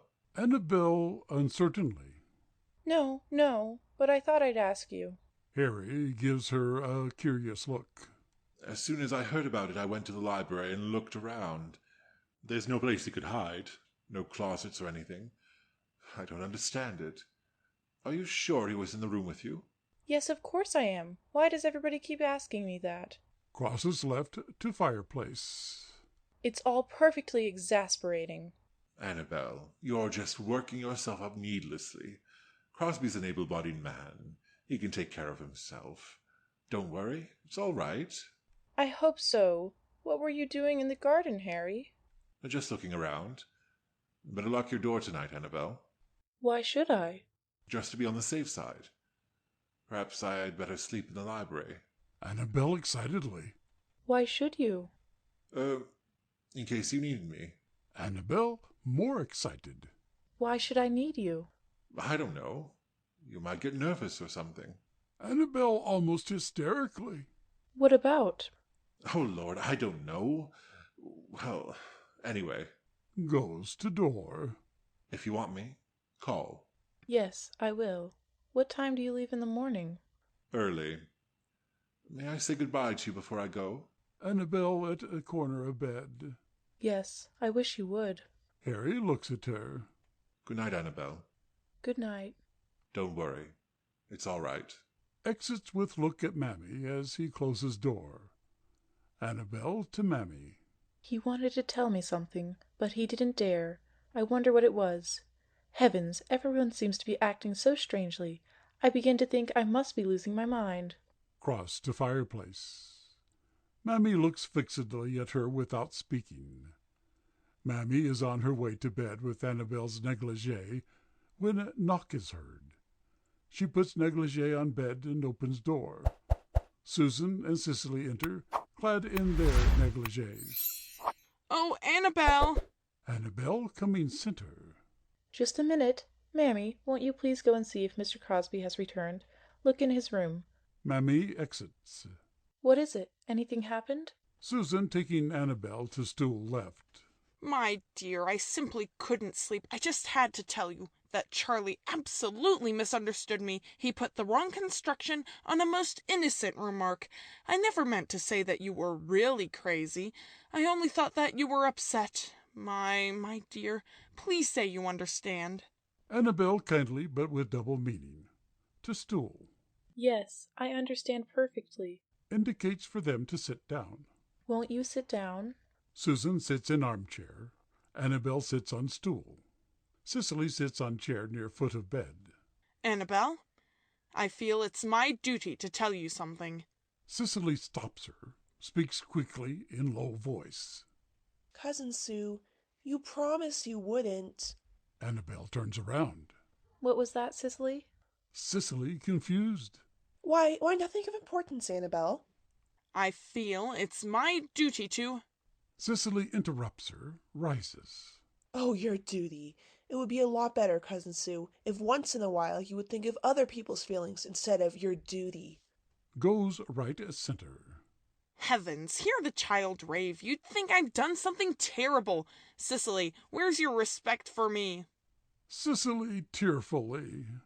I do respect you. Coming to Susan. But I felt so nervous ever since I've been here, and you pick on me because it's your duty, and, oh dear, no one understands me. Sits a chair at foot of bed. Annabel pets her. Come, Cicely. What's it all about? Something happened that would make you nervous, if you knew. Anything serious? No, just something that was told me about the... I am in duty bound to tell. No, now Susan... And I don't want to hear it. Rises. I don't want to hear it, if it will make me any more nervous than I am now. Over to window.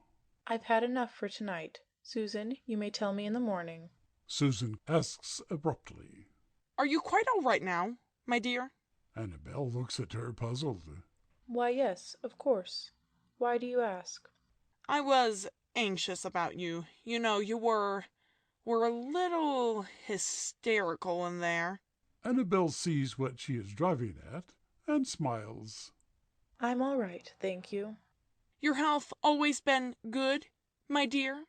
Annabel brings chair down right center. Splendid. I need good health to work the way I do, at my painting and dancing. I suppose you've led a feverish life down there in the village with those artistic folk. Annabel smiles. No, never had money enough for that. Sits. Ever have black spots in front of your eyes? Annabel smiles. No. Ever feel dizzy? Annabel shakes her head. Pains in the back of your head? Annabel looks at Cicely. No. But you have terrible dreams, don't you? Annabel laughs. Only when I sleep on my back. Do you suffer much from hallucinations? Come on, tell me. Annabel seriously. No, but I have. I don't know what you would call them, but they're... Susan eagerly. Symptoms. Annabel intensely. That's it. I have them every morning and every evening. That's the dangerous time, my dear. What are they? Every morning, as soon as I wake up, I have the queerest feeling. It's some feeling. Susan, her eyes popping out in excitement. Yes, you. I knew it. I knew it. Where? Annabel points to her stomach. Here. And the funny part of it is, it disappears as soon as I've had my breakfast. Laughs and winks at Cicely. I was just fooling, Susan. I'm just an ordinary, healthy, normal girl. If I weren't so normal, I'd probably be a better artist. Anything else you'd like to know? I hope you're not offended at my questions, my dear. It's only because I take such an interest in you, now that you're the heiress, and I've been wondering if there really is anything in hereditary insanity. It's in our family, you know. Annabel rises, laughing. I'm afraid it's missed our side entirely, eh, Cicely? Placing chair near window. I don't know about that, but it's certainly missed our side. Cicely looks at Susan. Well, let us hope so. Another thing, my dear.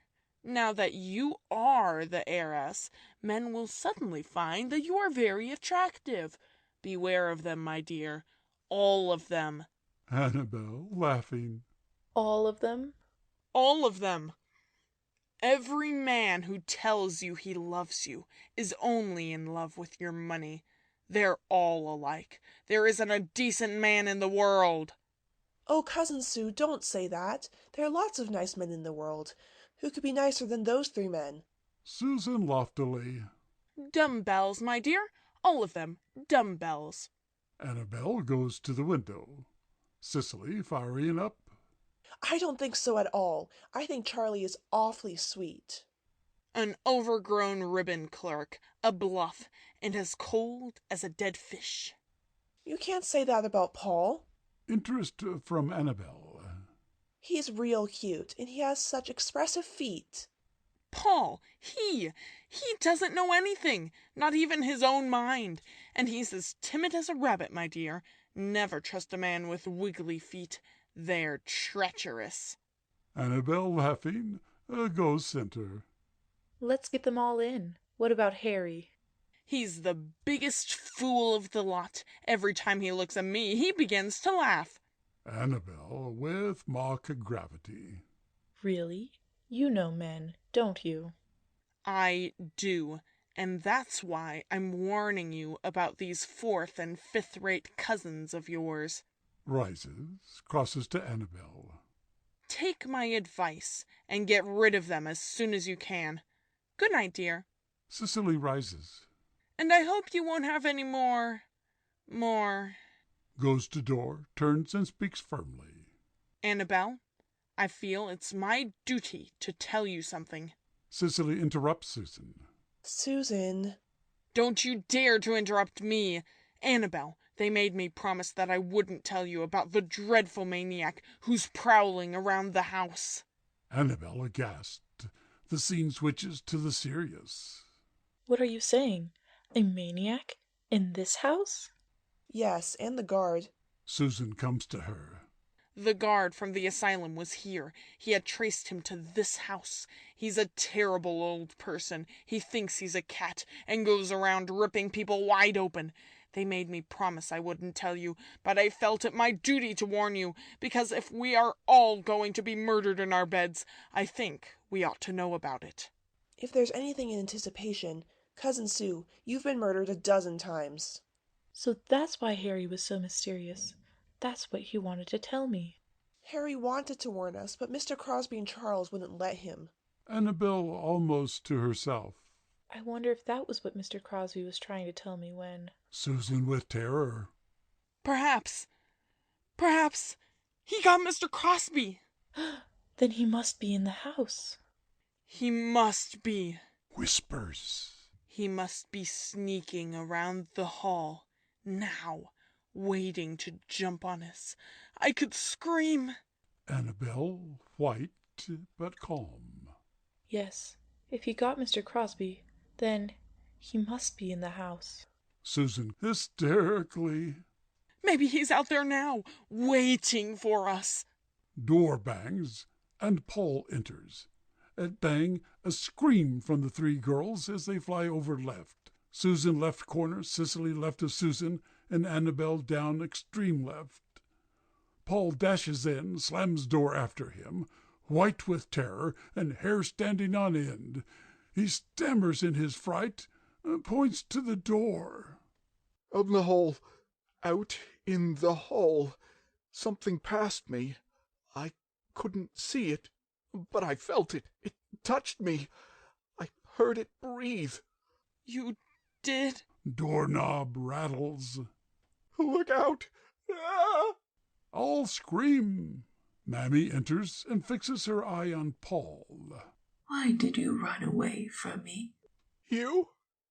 It was you that passed me in the hall? Yes, sir. Paul falls in chair. Mammy to others. I was coming from Mr. Crosby's room. Mr. Paul saw me in the hall and he turned and ran like a mouse. Susan, with triumph. You were scared. Paul rises. Well, I don't know that I was exactly scared. I may have been a trifle nervous. You see, I was just coming. No, sir, you was going. Paul a few steps right. Well, maybe I was. You see, Paul, you were frightened by an idea, a delusion. You thought Mammy was a ghost, and she frightened you. Your fear was nothing but imagination. Susan exchanges knowing look with Cicely and says soothingly, Yes, yes, my dear, no doubt. You're right. But all the same, if I were you, I'd lock the door tonight and look under the bed. That's what I'm going to do. Really? begins to laugh. Don't laugh, my dear. I've never gone to sleep in my life without first looking under the bed. Paul going to her. What do you expect to find there? Why, a man, of course. Paul smiling. Wouldn't that be terrible for the man? Mr. Jones! And then on the other hand, maybe it wouldn't. I don't know. Susan glares at him, takes Cicely's arm and goes to door. Come, Cicely, let us go to bed. We'll feel safer there. Exits. Cicely wails. I'm afraid to go upstairs in the dark. Mammy, go along with them. Good night. Cicely and Mammy exit, closed door. Paul looks at Annabel, suddenly embarrassed. I wonder if... Well, I guess it's all right, but on the other hand... What's all right? My being here alone with you. Looks at her negligee and gulps. Anna crosses left. Of course it's all right. This isn't an ordinary occasion. And besides, we're cousins, aren't we? Sits in armchair left. Yes, we're fifth or sixth cousins, but somehow you seem like a perfect stranger to me. Crosses left to Annabel. Is that why you acted so queerly when we met in the other room? Yes. It didn't seem possible that you were Annabel West, my little... Annabel looks at him. The little girl I used to know in Wickford, so long ago. Annabel looking front. It must have been all of 5 years. 5 years and 11 months. Annabel looks at Paul. Yes, 5 years and 11 months, since you left Wickford and went to New York to study art. Remember, you always wanted to be a great artist or a trained nurse. Annabel smiles and nods. And you were going to be a great surgeon, and so... I went to college and became a horse doctor. The folks never did think I'd amount to much. No. But on the other hand, well, I've got ideas. I've got one now. Crosses to stool left and sits. I'm sure you have. But isn't it strange for us to meet like this, after 5 years? Well, maybe it is strange, but I think it's wonderful. I used to think about you a lot. Annabel pleased. You did? Really? How nice. Paul embarrassed. Yes, oh yes, no doubt of it. Now that I remember, I did think of you often. Annabel smiles. You don't seem to be quite certain about it. Are you ever sure about anything? Paul, seriously, swinging stool around. There's one thing I'm dead sure about. Annabel amazed. You mean that you're really positive about something? Looking front. Paul intense. Yes, Annabel. I... Annabel looks at Paul, stops and gulps. But on the other hand, you probably wouldn't believe me. How do you know? You've never been really serious with me. Why don't you try? Paul floundering. I am trying, but I don't seem to get anywhere. I've been trying to ask you something for the last 5 minutes. Then for heaven's sake, stop rambling around and ask me. I'm going to, just as soon as I get myself wound up. Paul, about how long does it take you to wind yourself up? I don't know exactly. Evidently, it's quite an operation. Well, This time, it's taken me 5 years and 11 months, and I don't know if I'm wound up yet. But I'm getting set to... Annabel exasperated. Paul, what are you trying to tell me? Listen, Annabel, You know I'm only a vet. Annabel nods. But from doctoring horses and mules, I've learned a great deal about women. I mean that all 3 of them do a lot of things they shouldn't do, and without any reason. Yes. Yes. What are you trying to tell me? This... Annabel... Did Cousin Susie tell you about something that's going on around the house tonight? You mean about spirits? Paul, nervously. Well, not altogether about spirits. You know, Annabel, I'm not exactly afraid of spirits. But on the other hand, you can't see them, and... Looks around as if expecting to see spirits. You mean about the crazy man? That's it. I couldn't tell you, but from my knowledge of women, I guessed that Cousin Susie'd tell you, because she had promised she wouldn't. Yes, she told me, and it hasn't cheered me up any. I wonder if he really is around the house, Paul. I don't know. I don't know. But what I wanted to tell you is that I'll protect you. I've handled wild horses and wilder mules, and there isn't a spook or a maniac living that I'm afraid of. Gong is heard tolling the half-hour. Paul's knees are knocking together. Paul rises and crosses left. Good Lord, that gong again. It's only the clock, Paul. See? Paul mops his brow, crosses center. Lord, I thought it was that other gong, the one Mammy said was tolling for someone's death tonight. Annabel shudders. Don't. Paul, please don't talk about it. Paul crossing to her. I'm awfully sorry. Annabel smiles. You were saying that... I was saying that I wasn't afraid. Breaks off and grins at her. You know I'm lying, don't you? I'm scared stiff, but I'm always like that. I always get nervous when I go into action. Every time we went over the top, I was paralyzed, but I had to go, scared or not. So, scared or not, if that maniac is in your house, I'm going to get him. You always did fight for me, didn't you, Paul? Even way back there in Wickford, when you used to carry my books to school. Paul sits on arm of chair. I'll never forget those days. Remember that time Big Jim Daly pulled my hair? Paul nods. Remember how you flew at him? She doubles up her fists. And what a terrible beating. He gave me. Yes, I'll never forget it. Seems I always got licked fighting for you. Well, I hope I have better luck. A few steps center. With the lunatic, if I find him.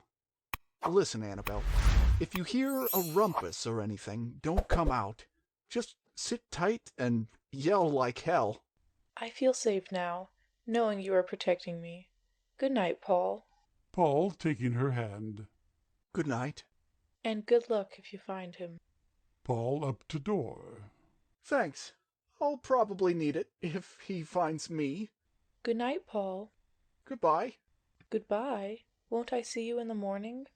God knows. Door opens. Paul gives a startled "ah" and flies out the door. Mammy enters and goes to dress her with glass of water. Annabel's seated in armchair. There's a man, Mammy. He's just naturally frightened to death, but he conquers his fear. Mammy looks at her intently. Don't forget that letter. Oh, yes. Starts for the mantel. There's a knock. It stops her. Knock. Mammy opens the door. Charlie stands in doorway. Did I interrupt you, Annabel? Come in. You don't mind? Coming down left center, Mammy closes door and crosses to window. No, I'm glad you came. I wanted to see you. Charlie, what do you think has become of Mr. Crosby? I haven't any definite theory. I've been trying to figure it out. It's very puzzling. But I think he'll turn up all right. You are the one I am worried about. That's very sweet of you, but why worry about me? Just the natural feeling a man has for the woman he Looks at her sincerely. Annabel, you know how I feel toward you. Reaches for her hand. Annabel turns away. Please, Charlie. This is a queer old house. And if you need me, just call. My room's at the end of the hall, you know. Thanks, Charlie. I know I can count on you. I guess I'll be safe with all the men guarding me. Harry just told me the same thing. Charlie bitterly. So he was here. Leave it to him to get anywhere first. And Charlie, I know all about that crazy man. So you know about that? Yes. And he told you? I'm not telling you who told me. Smiles. You ought to be able to guess. All right. Now, I'll be ready if you need me, because I'm going to sleep with my shoes on. A few steps right. Annabel, don't you think you could ever feel a little... Over to Annabel. Please, Charlie, I'm very fond of you. I'm awfully sorry. Charlie looks at her sadly. Good night, Annabel. Exits, closes door. Annabel goes up to bed and picks up negligee. Don't forget that letter, miss. Oh, yes. Crosses to mantel, takes letter from back of mantel. Annabel starts to open letter. Mammy starts to go out. Don't go. I want you to help me. Just the negligee. It's so late. I'm not really going to bed. Just lie down. Opening envelope, reading. Mammy gets negligee from bed. To my heir, man or woman, as you read, pause and reflect that this is the 20th anniversary of the hour that my spirit left my body. Looks up impressed. I could take no earthly possessions with me. I was compelled to leave them to you, my unknown heir. Your hour will come, and you will follow me. Annabel becomes uneasy, gives a sickly laugh, then continues reading. In your brief span of life, enjoy the glittering symbols of the world which I have renounced. Looks up. Oh, it gives me the creeps. Looks at letter. Here's a verse. It's a little more cheerful. Reads verse. Find the number beneath the vine. The sparkling gems forthwith are thine. Find the number, its rhyme is mine. Looks up. What a silly little verse. But it's the key to the necklace. It must be. Come along, Mammy. Help me. Crosses to mantel, puts letter there. Find the number beneath the vine. And then, what number rhymes with mine? 9. Annabel, thinking it over. Crosses to Mammy and unhooking dress as she goes. Course 9 rhymes with mine. And the date, today, is the 27th. 2 and 7 make 9. And September is the 9th month. 9 must be the number. Mammy putting negligee on her. But you have 2 9s now. Annabel crestfallen. True. Mammy picks up dress and folds it over her arm. But 2 9s make 18, and 8 and 1 make 9. It must be 9. Now I wonder where the vine is. Business of looking around room. Sees where Mammy is looking. Mammy looks at mantel. There, Mammy? 9. Pointing to mantel. Annabel crosses to mantel. Mammy puts dress on chair at dresser and goes to door. Need me any more, miss? Not now, Mammy. If I want you, I'll call. Beneath the vine. Mammy goes to door and turns the knob and opens door. Nervously. Oh, Mammy, put the key in this side of the door, will you? Mammy changes the key from the outside of the door to the inside so Annabel can look at it. Good night, miss. Good night, Mammy. Crosses to door and locks it, then goes to mantel and looks at scroll work, thinking. Beneath the vine, the... Annabel's eye notices on the carven scroll work of the fireplace a vine. With growing excitement, she stands up and examines it. Then she counts the little carven knobs from the edge of the mantel. 1, 2, 3, 4, 5, 6, 7, 8, 9. The 9th is directly under the vine. She presses it, a secret recess opens, and reaching in, she pulls out a blazing necklace. She gazes at its beauty and stands in front of fire to examine it. She kneels and puts it round her neck. The doorknob is seen to turn slowly. She jumps to her feet, crosses to door, unlocks it, opens it quickly, but there is no one there. She calls. Who's there? There is no answer but the echo of her own voice. The house is deathly quiet. Taken with a sudden terror, she quickly closes the door and locks it. She starts back to fire, gets her slippers from under the bed. She sits in front of fire and begins to put on slippers. When she gets first slipper on, there are heard 3 dull taps on door. Annabel looks quickly at door, but thinks it's her imagination. At second slipper, a scratching is heard on door. Annabel rises, picks up book on mantel to reassure herself that there is nothing to fear. Then she starts to electric switch at left of door, but no one is there. She smiles and says, How silly. Then she kicks off slipper at lower end of bed, arranges the pillows. Then she puts out lights and gets into bed. After wriggling around for a moment to get comfortable, she takes off necklace and slips it under pillow, gives a sigh and relaxes into sleep. Then a long arm with a claw-like hand is thrust from the panel.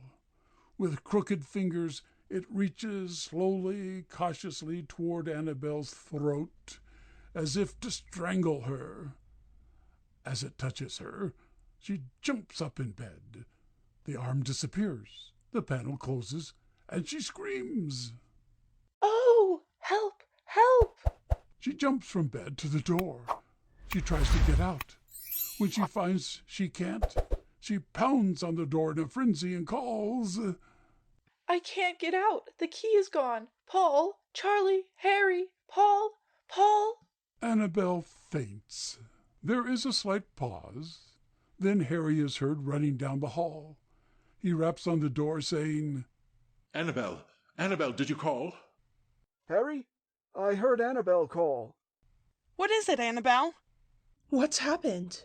All this time, Harry is pounding on the door, trying to open it. Try the door. Break it down. Door is broken in, and Harry, with flashlight, followed by Paul, Charlie, Susan, and Cicely, dash in. Harry comes down left of Annabel with flashlight on her. Paul to her. Paul seeing Annabel. Annabel, What is it? she's fainted. Paul and Harry lift her, and Paul places her in an armchair left. What happened? Harry turns on lights and looks at door. I don't know. Flashing light on Mammy, who is entering door. Cicely crosses to Paul with smelling salts. Then she puts on Annabel's slippers. Susan down stage right, looking out of window. Charlie crosses and looks under side of bed. I heard her scream for help. She's had a shock. How did she get it? Harry looking around stage right. I don't know. There's no one here. It couldn't be her imagination. Charlie, coming down center, has been glaring at Harry all this time, now speaks with a cold fury. It must be her imagination. Harry, turning to Charlie, is startled. What do you mean? That you told her. Told her what? Told her about the maniac after we'd all agreed to keep silent. Harry hotly. I didn't. Charlie cuts him off. Don't lie. You were here. You told her. You're crazy. I didn't tell her a thing. Charlie violently. You're a liar. Harry, furious, starts for him with clenched fists. Cicely turning to them.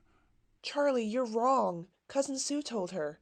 Charlie, crossing to Susan right, furiously to Susan. So you're the one. Yes, I'm the one. I told her because it was my duty, and I'd do it again. You ought to be gagged for the rest of your life. To Harry. I was mistaken. I'm sorry. Harry with menace. Save your breath. You'll need it later. Charlie sneers. Will I really? Yes. You called me a liar. You'll have to make good for that. Shh! Quiet! Annabel! All stand and watch Annabelle. She's coming to. Annabelle comes out of her faint, sobs and holds Paul with a convulsive grip. Oh, oh. Paul soothes her. There, Annabelle. What was it? Annabelle, still dazed, looks wonderingly at them. Came from the dark. It touched me. Points to throat. Here. Feels for necklace. It's gone. What's gone, my dear? My necklace. The hand took it. What hand? Annabelle looks at him with frightened eyes and gasps. I don't know. Just a hand. Susan, with incredulity. Just a hand? My dear Annabelle, you're raving again. It's nothing but your imagination. Charlie to Susan. No, I saw it. It was here. It touched me. Cicely, right of Annabelle. But, Annabelle, if there were anything here, where is it now? Annabelle, vaguely. It was here. It took my necklace. There was no one in here when we broke in, Annabelle. If Annabelle says that something was here in the room, something was in the room. And now the question is, what was it? Harry, cynically. Why not the maniac? Susan, right. Ha! Even if he had been here, which he wasn't, what possible use would he have for a necklace? Few steps upstage.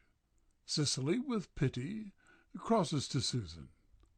Paul crosses to dresser for glass of water, gives some to Annabelle, and puts it on mantel, then comes back to her. Oh, the poor dear. Isn't it a shame? What do you think, Charlie? Charlie at window.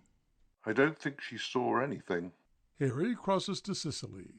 Well, I do. Doggedly. She must have seen something. Terrible to make her fate like that. Her imagination couldn't do it.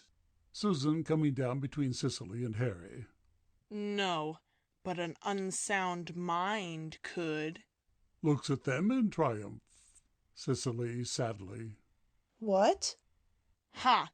I've known all along that Annabelle was as crazy as a March hare. Paul looks at them. That's absurd. It's true. Didn't she say that Mr. Crosby vanished right in front of her?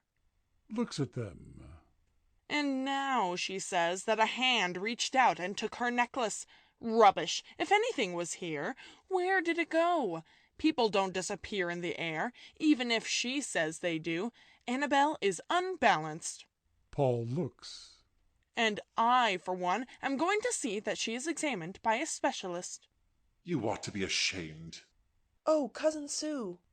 Don't Cousin Sue me. All of you, every one of you, thinks just the same as I do, that Annabelle is crazy. Paul moves center. Only none of you are honest enough to come right out with it. Harry goes up to dresser and puts flashlight on it. Annabelle, who has been listening to all this, suddenly stands up. So that's it. You all think I'm mad. I don't. I know you don't. Crosses to center. Paul works over to left of bed. Harry and Charlie start to say something. Annabelle silences them with a gesture. You've had your say about me, now I'll have mine. I've been through enough tonight to drive anyone mad, and a few moments ago I was hysterical, but now I can think clearly. I'm going to tell you exactly what happened to me in this room, and you're going to believe it. Pauses and looks at them. They all stand motionless, watching her. I found the necklace there. Points to fireplace. Then I felt something watching me. The doorknob turned. When I opened the door, there was no one there. Something was either trying to frighten me, or my nerves were getting jumpy. I looked under the bed. Nothing there. Then I was certain it was my nerves. I turned out the light and went to bed, and then, just as I was falling asleep, I felt an icy breath sweep over me. I opened my eyes, and out of the darkness a long, claw-like hand reached toward me. It came nearer and nearer. It was like a person in a dream. I couldn't move. It touched my throat. Her voice gradually gets higher in pitch. as she hits her climax. I jumped up. The hand disappeared with my necklace. I ran to the door. I couldn't open it. I screamed, and that's all I... Susan gives Cicely a look and smiles. Annabel sees this. You don't believe me. Some of you think that. Glancing at Susan. I'm mad. I'm not. I'm as sane as anyone in this room. You must believe me, because what I've told you is the truth. So help me God. She waits a moment. No one speaks, but all look at each other with a certain amount of guilt. Then Annabel resumes with a new note in her voice, a note of triumph, a note of truth. And I'm going to prove it to you. The hand that took my necklace turns and points toward bed. Came out of that wall. Slowly she turns and goes to wall. Others watch her without moving. There is something about Annabel's personality that awes them to silence. She feels along the wall near the bed. Her nervous fingers press here and there, trying to find the spring that will open the panel. After a moment's search, she accidentally touches the spring, and as the panel starts to open, she steps aside with a cry of, "There!" which is cut short by a gasp of horror as a dead body slowly falls forward into the room as the panel opens. All stand without moving, horror-struck at the discovery of the murderer. Harry crosses to the body, looks at the body's face, and gasps in a low voice, Crosby, dead. Curtain. Act 3. Scene, same as Act 1. Time, a few moments later. Discovered, Mammy opening door, allowing Paul to enter, carrying Annabel, who has fainted again. Then Mammy goes down to table left and turns on lamp. Cicely, Charles, Susan, and Harry follow. Harry closes door. Cicely goes to table right and turns on lamp. Charlie at table left pours out whiskey. Susan sits right of table left. Harry at door looking off left. Paul puts Annabel on couch and motions to Charlie on knees in front of sofa. Give me that, over there. Cicely offers him smelling salts, points at bottle of whiskey on small table. Charlie comes over with glass of whiskey, which Paul refuses. Cicely takes glass and puts it on table left. All the others act in an abnormally quiet manner. They have just been through an abnormal scene, Crosby murder, and they are trying to keep calm at the same time. They carry a terrifically tense atmosphere. Mammy alone is impassive. She is like a sphinx. Harry walks up and down the room. Charlie stands there trying to think. Susan is almost out. She is sunk. Cicely back of sofa. Oh, isn't it terrible? Poor Mr. Crosby. Paul takes salts from Cicely. Harry silences her with a gesture. At door. Mammy above table left. Yes, yes. Charlie goes to Paul. Is she all right? Paul shakes his head. Hasn't come out of it yet. God, what she has been through. Cicely wailing. What are we going to do? Harry center. Wait a moment. Closes door. I'm trying to figure it out. Goes up to Paul and looks at Annabel, then turns to others. When Annabel recovers, no talk about that in there. Points to other room. Mammy moves to front of small table right of door. Understand? All nod. That's right. Not a word to remind her about it. She's been through enough to drive anyone mad. Harry, what do you think we ought to do? Harry, speaking in a low tone. Listen, all of you. There's no doubt about our having company in the house. Crosby's death proves that, and Annabel has been in terrible peril. But how did he, or whatever it was, get in there? Looking at Mammy. God knows. Crosby and I locked every window and door. Then, after you started for bed, I went through the house, but didn't see or hear a thing. Charlie left of sofa. Of course you didn't. The maniac, or whatever killed Crosby, was hiding behind that panel. That's just what I'm coming to. That panel. I'm wondering if it would be best to explore it now, or to wait for the police. Opens door. Don't go up there and leave us alone.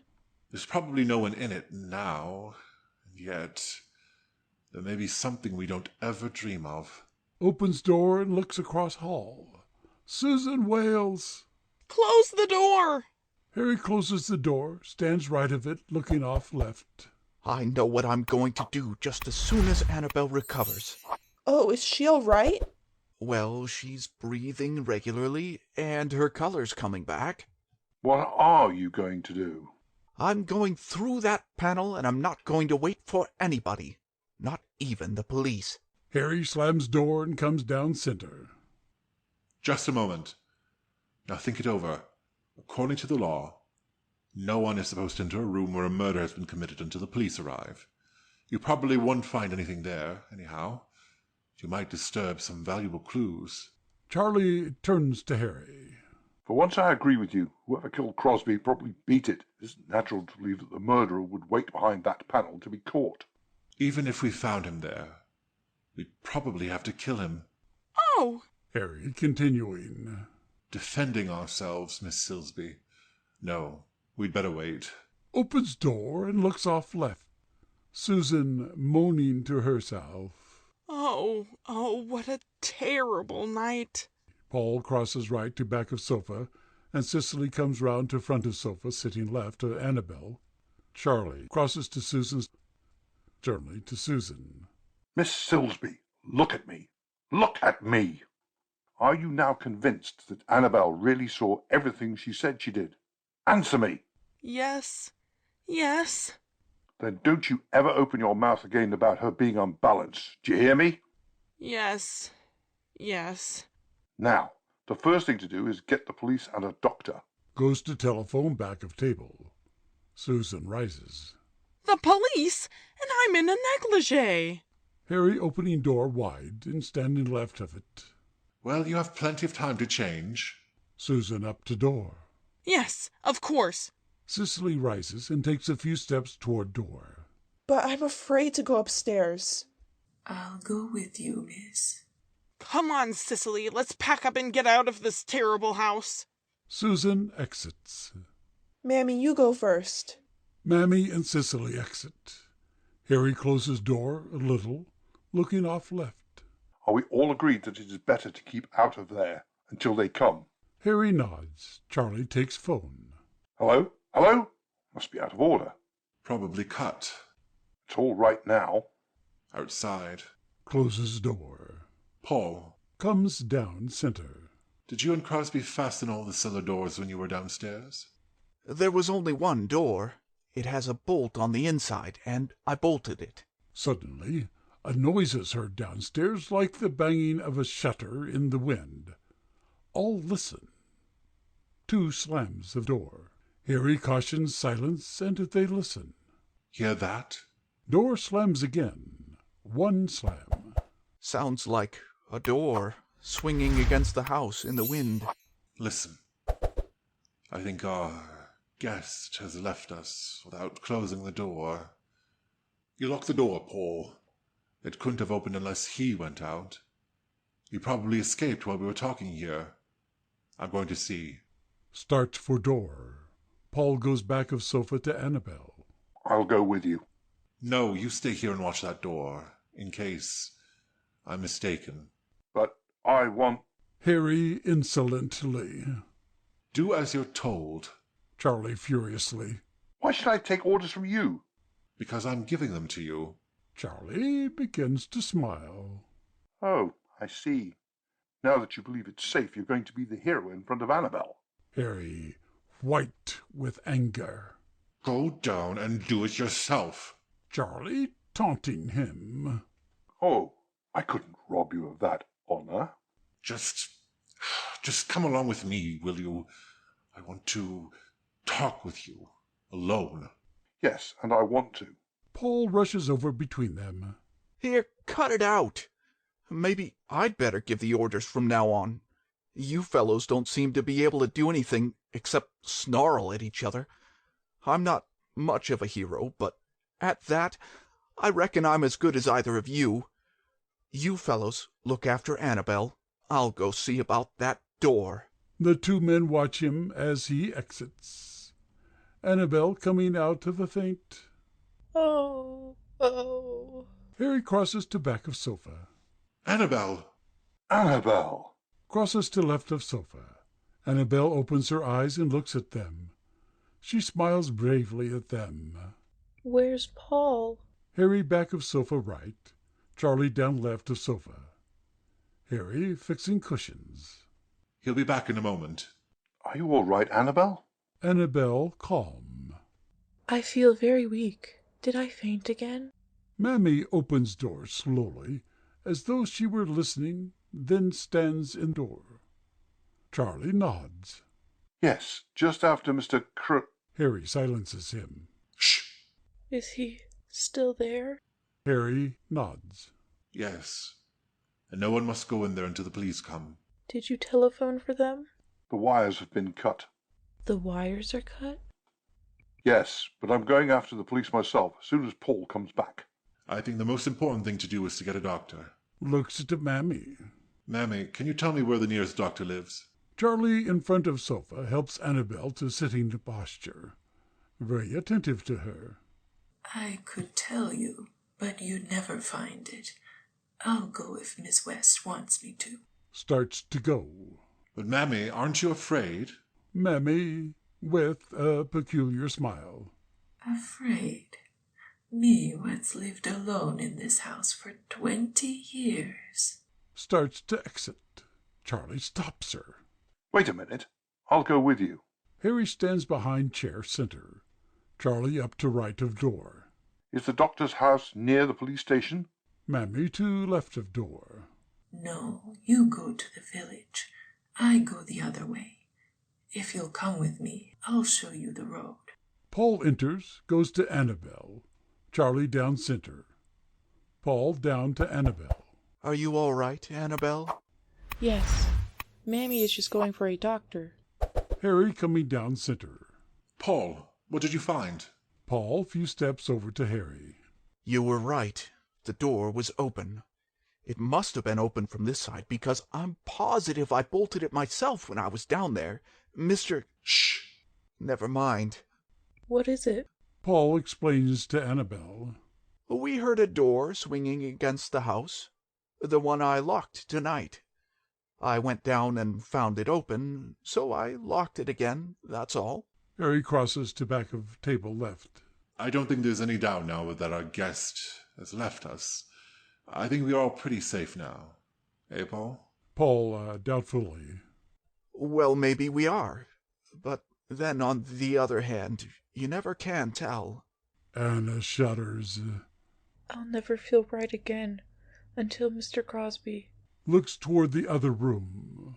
Paul sits left of Annabel, comforting her.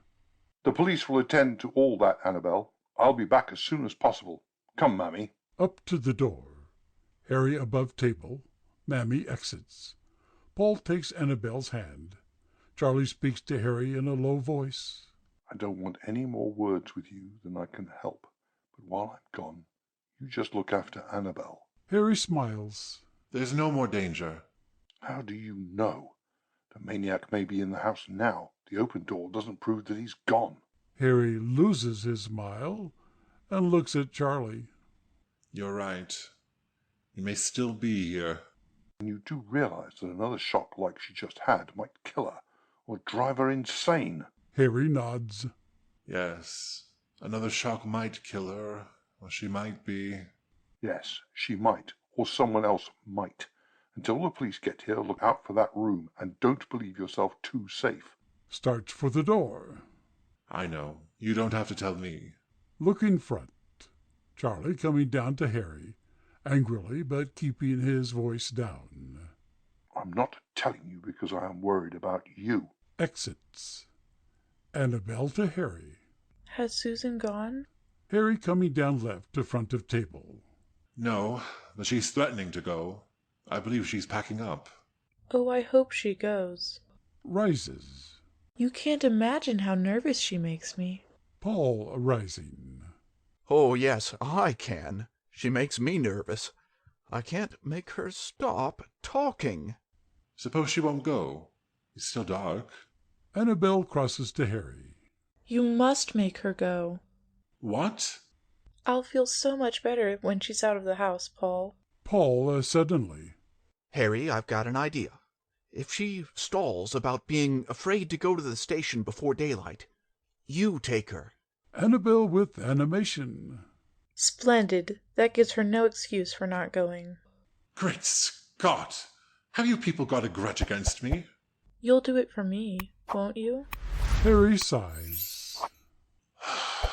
Yes, if you really want me to. Looks at her keenly. Sure you won't be nervous staying here alone? Alone? You forget I have Paul. Harry looks at Paul with a curious expression and replies in a peculiar voice. Oh, yes. Susan enters, dressed for the street, followed by Cicely. To Annabel at the door. Have the police come? Annabel crosses right in front of sofa. Paul left end of sofa. Harry moves left to back of table. Oh, dear, what a night. Coming down right center. There is a silence for a moment. Then she starts again. I just know it. I felt it in my bones the minute I entered this terrible house that something would happen. And just to think, it had to be poor Mr. Crosby. Turns left. And it might just as well have been... Looks at Harry.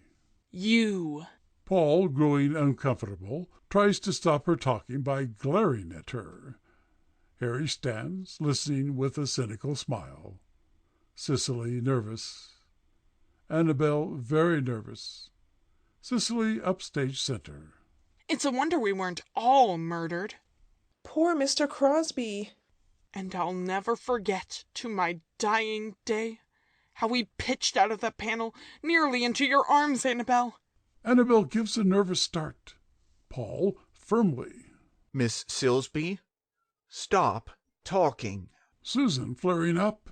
Mr. Jones, to whom are you speaking? To you. I'm the boss around here, and I command you to dry up. To back of sofa. Susan glares at both of them. Well, I never, in all my born days, I never... She is speechless for a moment, then turns to Cicely. Come, Cicely. Now, we're packed up. Let's get out of this terrible house. Few steps toward door, then turns down to Annabel. I'm so sorry to leave you, dear. Annabel smiles at her. That's nice of you, but I'll be all right. Perhaps I had better stay here after all. Harry and Paul exchange looks of dismay. Don't stay on my account. The doctor will be here soon. But I wonder if there'll be any trains. It isn't dawn yet. Harry back of table at right end of it, smoothly. If you hurry, you've got just about time to catch the milk train. Milk train? I never rode on a milk train in my life. You ought to try anything once. But I'm afraid to go, and now it's all dark. Miss Silsby, if you're really anxious to go, I'll be only too happy to see you and Miss Young to the station. Oh, will you really? Crosses to Harry and takes his arm. Susan scornfully. Young man, I'll allow you to come with us on one condition.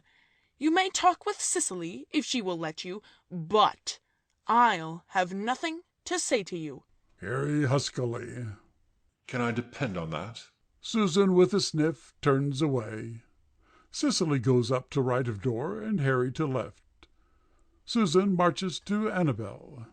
Well, Annabel, I am glad you are all right, because I was afraid the next time I saw you, you'd be non compos mentis. Goodbye, my dear. I hope you'll soon be well again. But I'm afraid you won't. Susan exits. Goodbye, Annabel. Cicely exits, followed by Harry, who closes door. Paul left a sofa at back.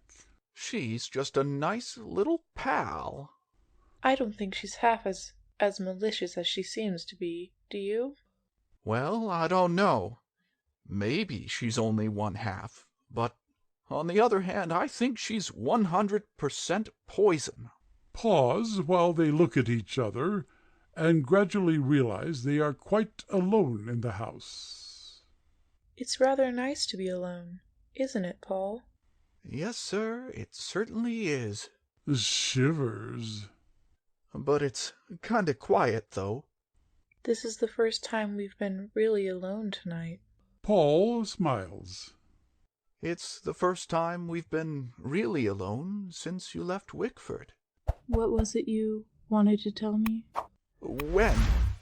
Tonight. Don't you remember? You said you had an idea. Paul crosses his brows, trying to remember. That's right, I did have an idea then. But it's gone now. That's nothing. You'll get another. I'm not so sure about that. Ideas are scarce with me.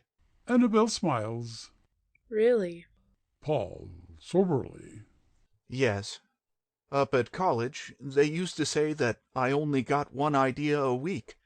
But let me tell you right now, when I do get one, it's a bear. What was this last idea about?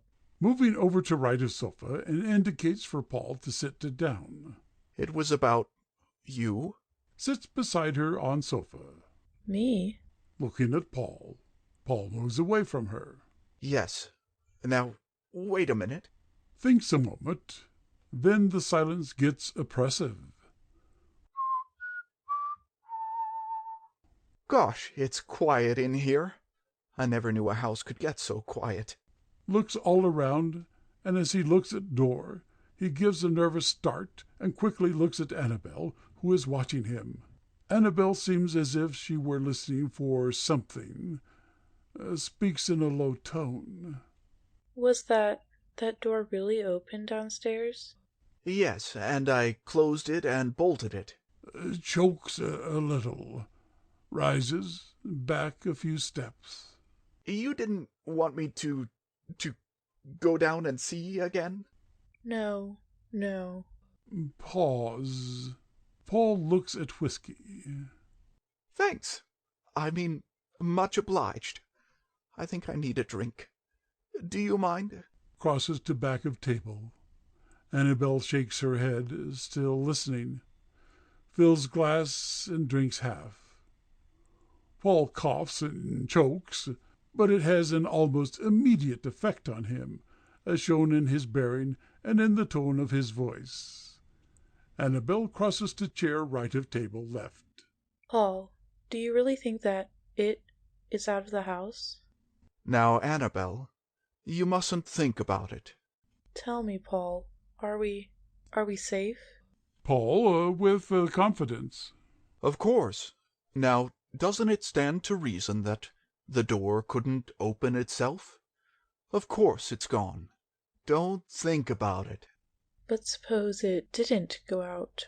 Sits in great excitement. Annabel, you're getting nervous. Paul drinks half of what's left in glass.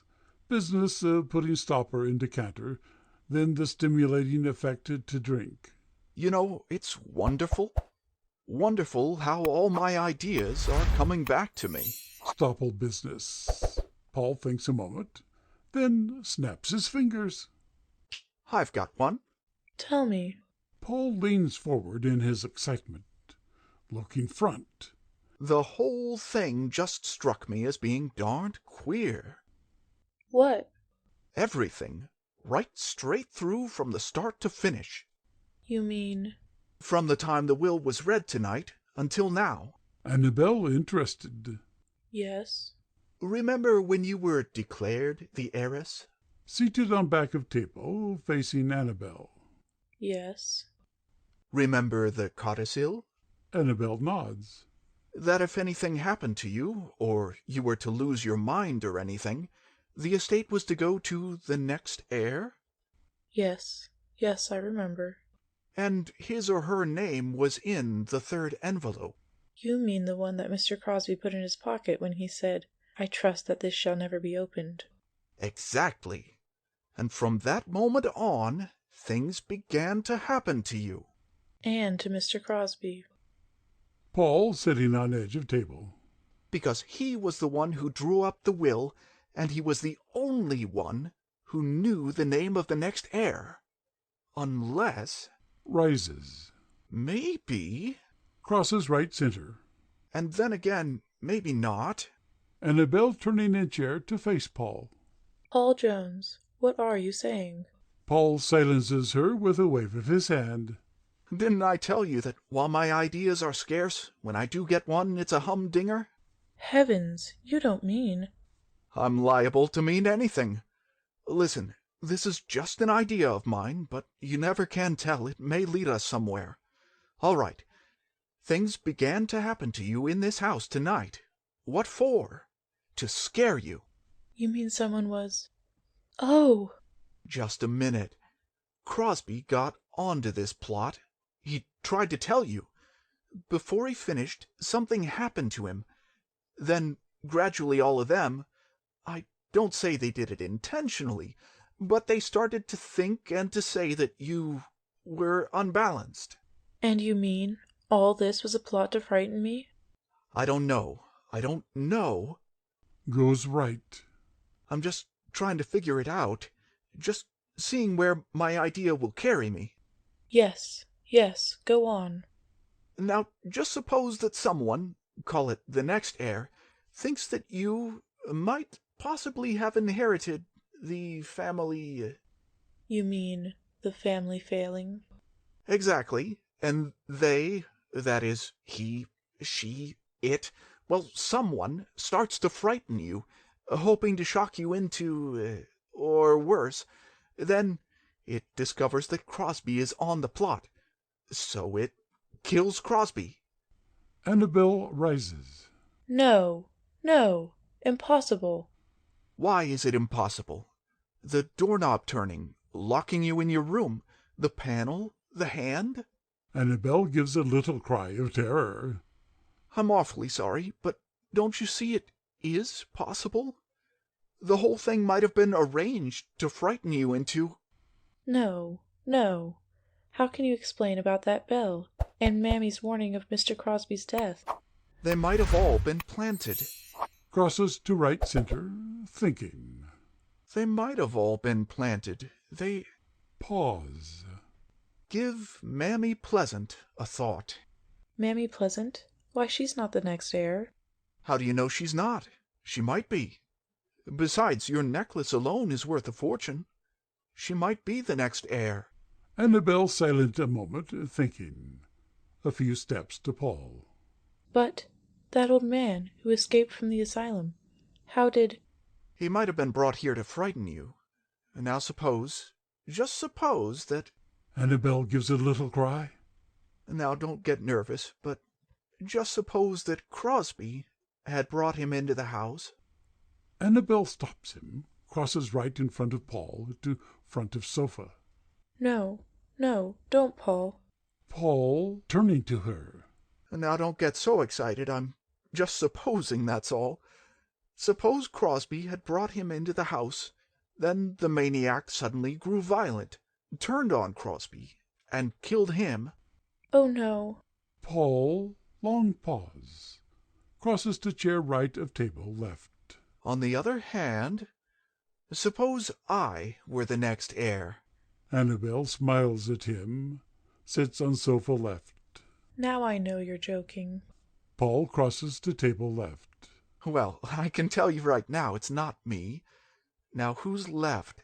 Sitting at a table left. Susan, Charlie, Cicely, Harry? Take your choice. It's fantastic. Absurd. Well, maybe it is, but then again, maybe it isn't.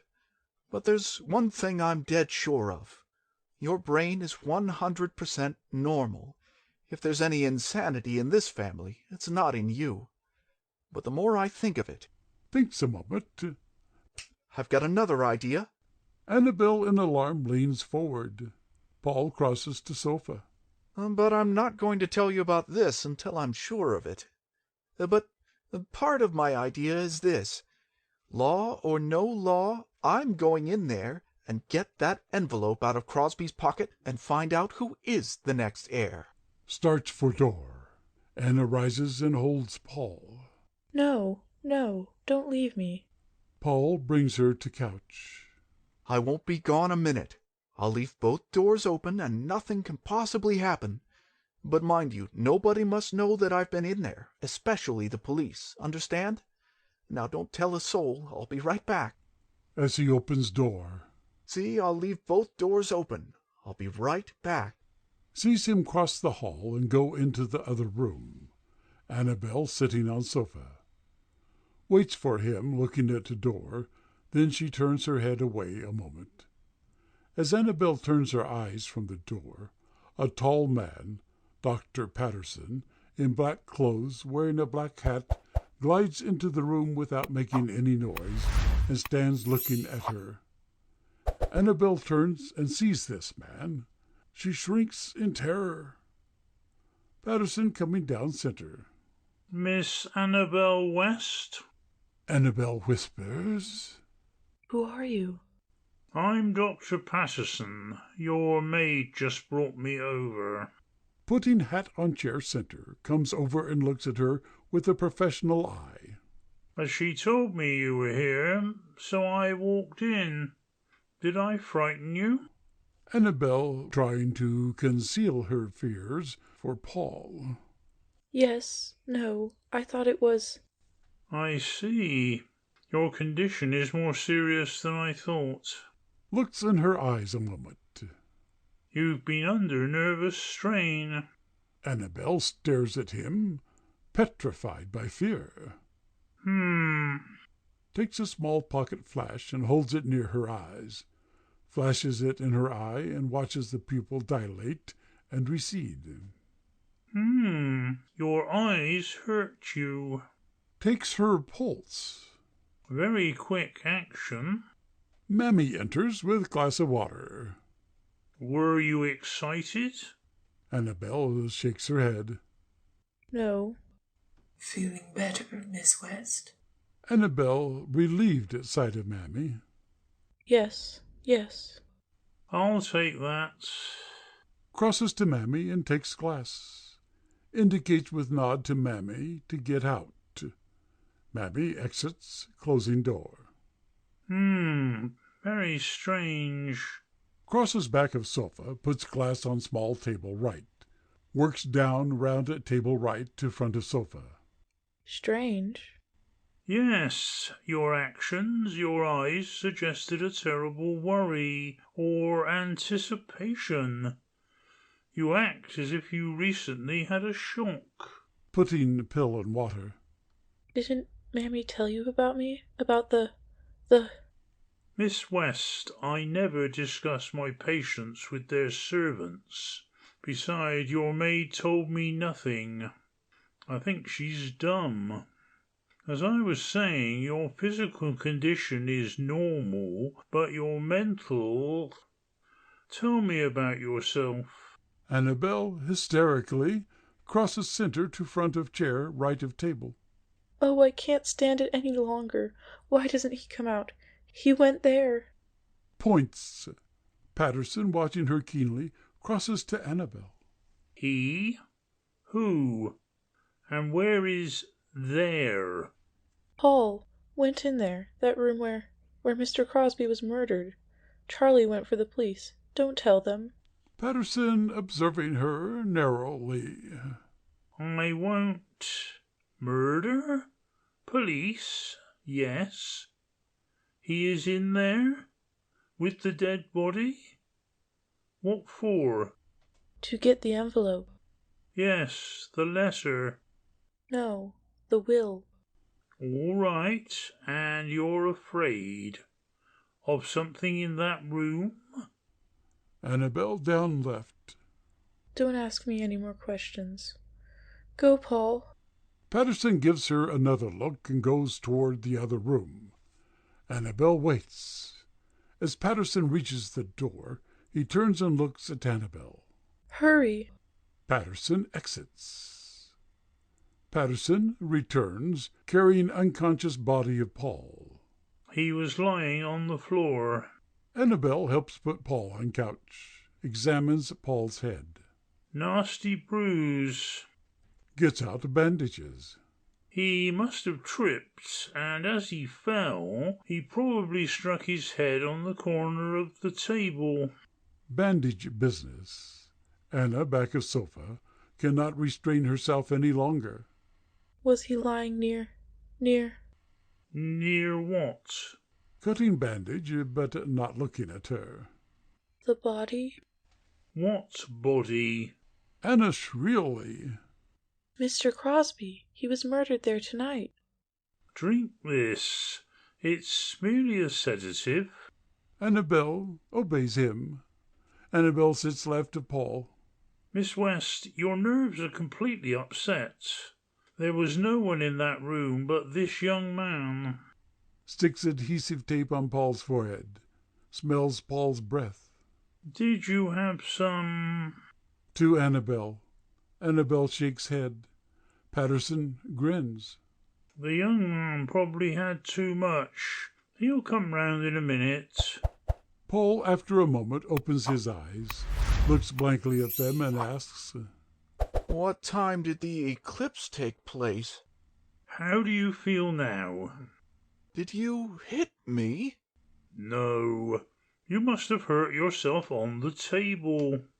Nothing of the kind. Nothing of the kind. To Annabel.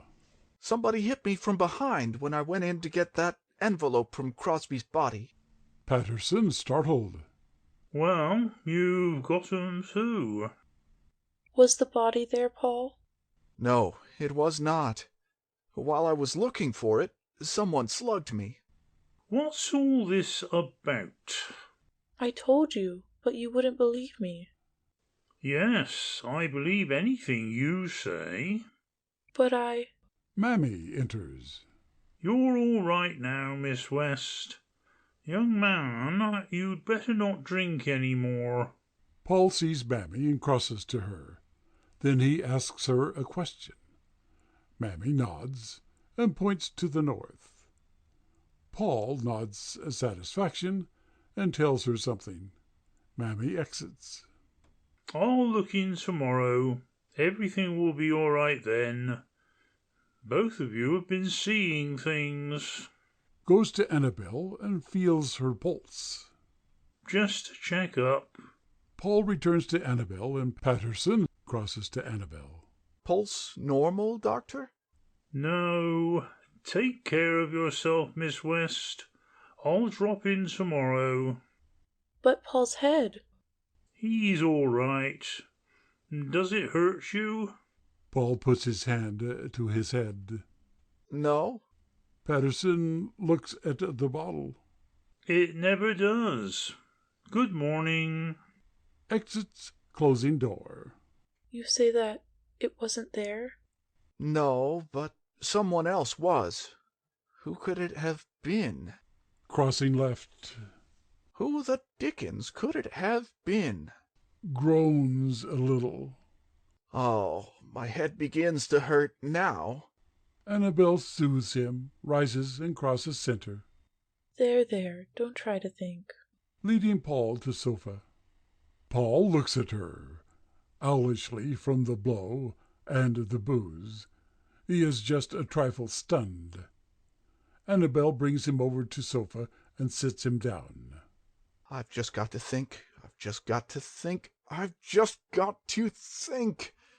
Just as I had the doggone thing figured out, now it goes and gets itself all balled up again. We saw Crosby fall on the floor, didn't we? Paul on sofa, Annabel right and Paul left. Yes. He was dead, wasn't he? Yes. Looks at him. Ha! What is it, Paul? What is it? How do we know he was dead? Why wasn't he? I don't know. I suppose he was, but that doesn't prove it. I couldn't swear he was dead. Neither could you. No. I got an idea. Maybe the whole thing was only a plant. That he was shamming all the time to frighten you and waiting in there to wallop me. Annabel shakes her head. Oh, no. Paul rises unsteadily. You don't think much of that one? No. Well, neither do I. Crossing to table. Guess my ideas aren't coming as good as they might, since I got hit on the bean. But at that, I've had worse. Where's Mammy? She's out. I sent her on a personal errand of my own. I wish she were here. Paul crosses to sofa. Now, don't worry about Mammy. Sits. I'll take care of you. You know I'll take care of you, don't you? Yes. All right. And now, where was I? Oh, I know. Mammy. I sent her for a... Annabel, in sudden terror, thinks she hears something. Cautions silence. Shh! She and Paul listen for a moment. Then he looks at her. Think you heard something? Annabel and Paul listen for a moment then. Oh, yes, I know. He looks at her. Annabel trembling. I thought I heard a footstep. Paul listens. Guess you're mistaken. I don't hear any. Where was I? Oh, yes, my garage. Your garage? You didn't tell me about that. Didn't I? Well, I meant to. I've got the nicest garage in Wickford. Most of the cars in it are flivvers, but it's a good garage. One that any girl would be proud of. It's got a... As Paul looks at her, he shows all his love for her in his eyes. But on account of Annabel being the heiress, he rambles around trying to tell her. Annabel tries to help him. She shows audience she loves him. Annabel, softly. Paul, did you miss me when I left Wickford? Door opens, showing hand. Paul fervently. Did I miss you? Did I miss you? Suddenly embarrassed. Sure I did. And when you went away, you didn't think that someday I'd own a garage, did you? I hadn't the slightest idea. Door closes. I'm glad you missed me, Paul. But why didn't you write to me? I didn't think you wanted to hear from me. Besides, I didn't have my garage then. Well, you have it now. Yes, but you can't ask a girl to marry you just because you've got a garage. Why can't you? Does having a garage make you tongue-tied? See here, Annabel. Are you making fun of me? Open panel slowly. No, indeed, I'm only trying to help you. You could have helped me more if you hadn't turned out to be the heiress. I'm awfully sorry, but I don't see why you should keep me from helping you with your garage. But I don't need a mechanic. What I need is a wife. Well, you wouldn't understand anyway. You've been living so long in Greenwich Village with all those artists. You'd never be content to settle in the country in a little cottage with a little garden around it and, Don't be too sure. I could live anywhere with the man I love. Could you? Could you? Honest? Of course I could. So could any woman, if she loved a man. Annabel, could you? Could you? Yes?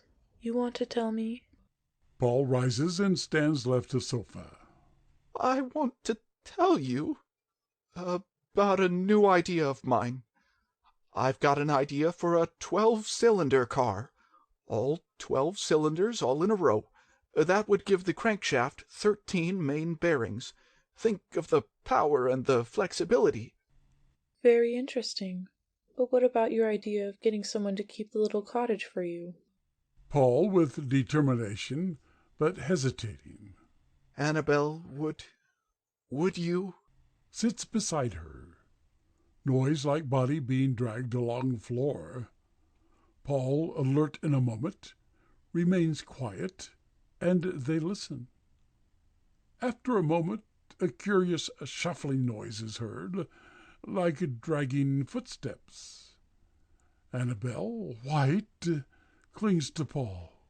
There, hear that? Paul, with his eyes popping out, listens a moment. Sounds like someone dragging something across the floor. Noise. Repeat. It's all right, dear. They both listen. Paul shakes and quivers and whispers. It's upstairs. Points up. Annabel gasps. I suppose I ought to go up there, but I hate to leave you alone. Looks at her, showing he doesn't want to leave her alone. A pause. I'm not afraid. No, neither am I. Rises. Here, you'd better take this in case anything happens. Wait a minute, I'll cock it for you. Gives her revolver. Now all you got to do if you see something is just point this at it and pull the trigger. Starts for door. Annabel nods. Yes, but you. Paul takes the mold of a hero. Never mind about me. If that's the guy that beamed me a while ago, may God help him. Opens door, turns, sees drink on table left, takes a drink. I'll be back in a minute. Glides out without a sound, closing door. Annabel sits on couch looking at the closed door, then looks front. All is deathly quiet. Annabel jumps up and goes to door, opens it and looks off left a second. The panel opens very slowly. Annabel crosses to window, then back away a few steps, turns toward panel and gives a little shriek. Annabel, with a trembling hand, points gun at panel. Her voice fails her, and she speaks like a person in a dream. I don't know why you're trying to frighten me, but if you don't go away, I'll... Annabel is about to fire the gun to summon help. Hendricks rushes into the room, catches her, and speaks gently. What is it, miss? Anything wrong? Annabel clings to him frantically, sobs her relief, and points to dark corner where a monster is crouching. There! Hendricks shows his astonishment as he sees him. Gee, just in time. I knew he was around here. Takes gun. Close call, miss. Don't worry. He can't get you now. He knows me. He's afraid of me. Crosses over right between chair and sofa. Hendricks goes toward monster and speaks soothingly. Come on, old-timer. I've got you, and you and me are going home. Come on. Come on. I won't hurt you. Sure, he knows me all right, and he won't try no monkey tricks. Oh. Now, miss, everything is all right, and I'll just take him along to the asylum. Panel opens wider, and monster comes out slowly. To monster. Come on, you, and no funny business. Monster starts for door. Come on, move along faster, can't you? That's it. Go on now. Monster is right of door now. Annabel, as monster is gliding toward the door. She sees it for the first time, out of the shadow. She darts forward, and with a quick movement before Hendricks can stop her, she pulls the Benda mask off the head of the monster, revealing the face of Charlie Wilder. She gasps. Charlie! Charlie, snarling like a trapped ghost, grabs her by left arm. Hendricks clasps his hand across her mouth, shutting off her screams, and then the two men slam her down on the couch and hold her there. Charlie is center. How did she get wise? Hendricks, holding her down, left of sofa. He is back of sofa. How do I know? I got her just as she was going to blow the gat. Sure, she did a dance with him down in Greenwich Village. What did you do with Crosby? Rolled him under the bed. Annabel tries to scream. Oh, shut up. Another yip from you and I'll... Charlie starts for door. I'll get him if it's the last thing I... No more killing. I did everything you told me. I planted the gong, made 'em think I was from the asylum, and locked her in the room, and while I was doing that, you got one of your crazy spells and croaked the old man. What? And if we're caught, I don't go to the chair with you. Oh, no, I'll squeal and save my own neck. Annabelle tries to scream. Shut up. What's the matter with you? What are we going to do with her? Charlie suddenly shows a venomous, unnatural hate for Annabelle. I'd like to. No, I won't stand for it. Do you hear? I won't have it. We'll tie and gag her and put her up there. Nods toward bookcase. I knew you couldn't drive this girl mad. From now on, it's 50-50. I want half of that necklace, and then I go my way, and you go yours. I'm through with you. Do you get me? Ah, shut up, will you? Charlie pays no attention to Hendricks, but is staring at Annabelle with the grin of hate on his face. I'll make you scream, damn you. You cheated me out of my inheritance. You didn't know that I used to play around this house when I was a kid, did you? Well, I was the old man's favourite. He showed me the secret passage, and I should have been his heir too. I am the next heir. See, there's my name. My name. Pulls out Crosby's envelope and shows it to her. Voice gradually works up to a hysterical pitch. Can it? You're getting one of your spells. Here Charlie suggests that he might be the one in the family who is really unbalanced. When I opened that safe and read the will, I found out you had robbed me. Yes, robbed me. You thought I went for the police. Well, I didn't. And here's your necklace. Shows necklace. I want my half now. Try to get it.